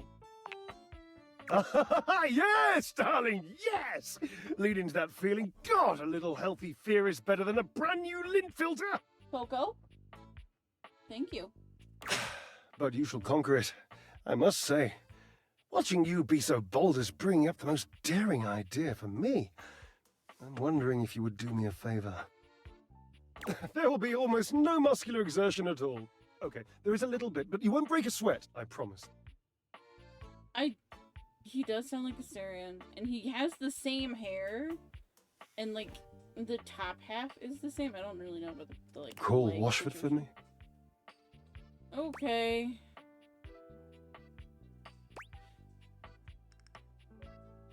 Okay, I'm gonna be going to get food as soon as I'm done here. You're physically on top of each other and you're not talking? Yes, obviously. If you were genuinely far away, this would be so much less torturous. But as it is the stuff of pure drama. Sumptuous, don't you think? You two are ridiculous. Washford! Just wait a moment. He should be here. It appears your pipes are not glorious enough to traverse the great distance that still persists between us. You'll have to use your feet. Not as glorious. Slightly floppy, really, but hopefully effective. Have at it!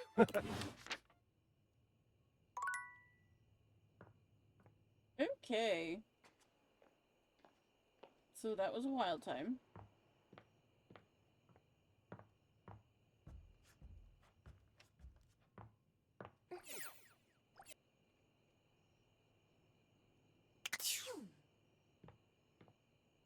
Alright, we're gonna sleep.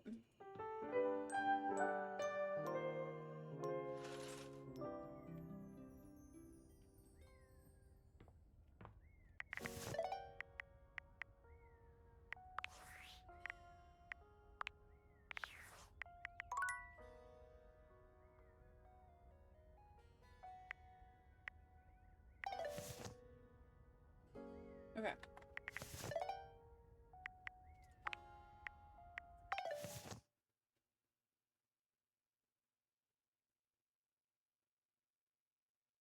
The first rubber ducks were made of solid rubber and therefore were used as chew toys for children because they could not float. Alright, my loved ones. Oop, that was icky. We are going to find someone to raid out to.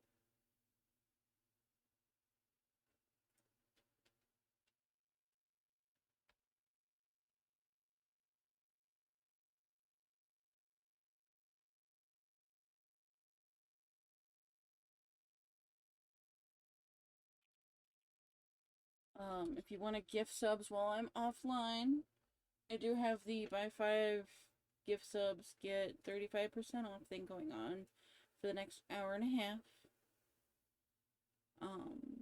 It's not necessary, it's not, you don't have to do it. But if you do, thank you, and you get access to more emails and stuff. Alright, we're gonna raid out to a DBG channel. Because it looks like she's online.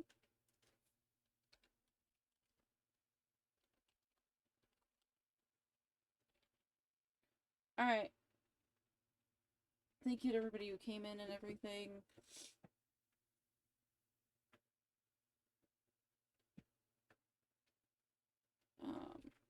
We'll probably have to chop up a little bit of this for YouTube. We'll see.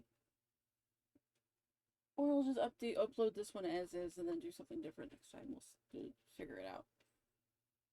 Alright, we're gonna raid Tank Love 13. We found them yesterday. Well, they found us. They were one of our killers. So go give some herd love. Stay scary. Be good to each other. Stay safe out there. Drink your water. And I will catch you on the flip-flop. Peace out. my Girl Scouts and Boy Scouts.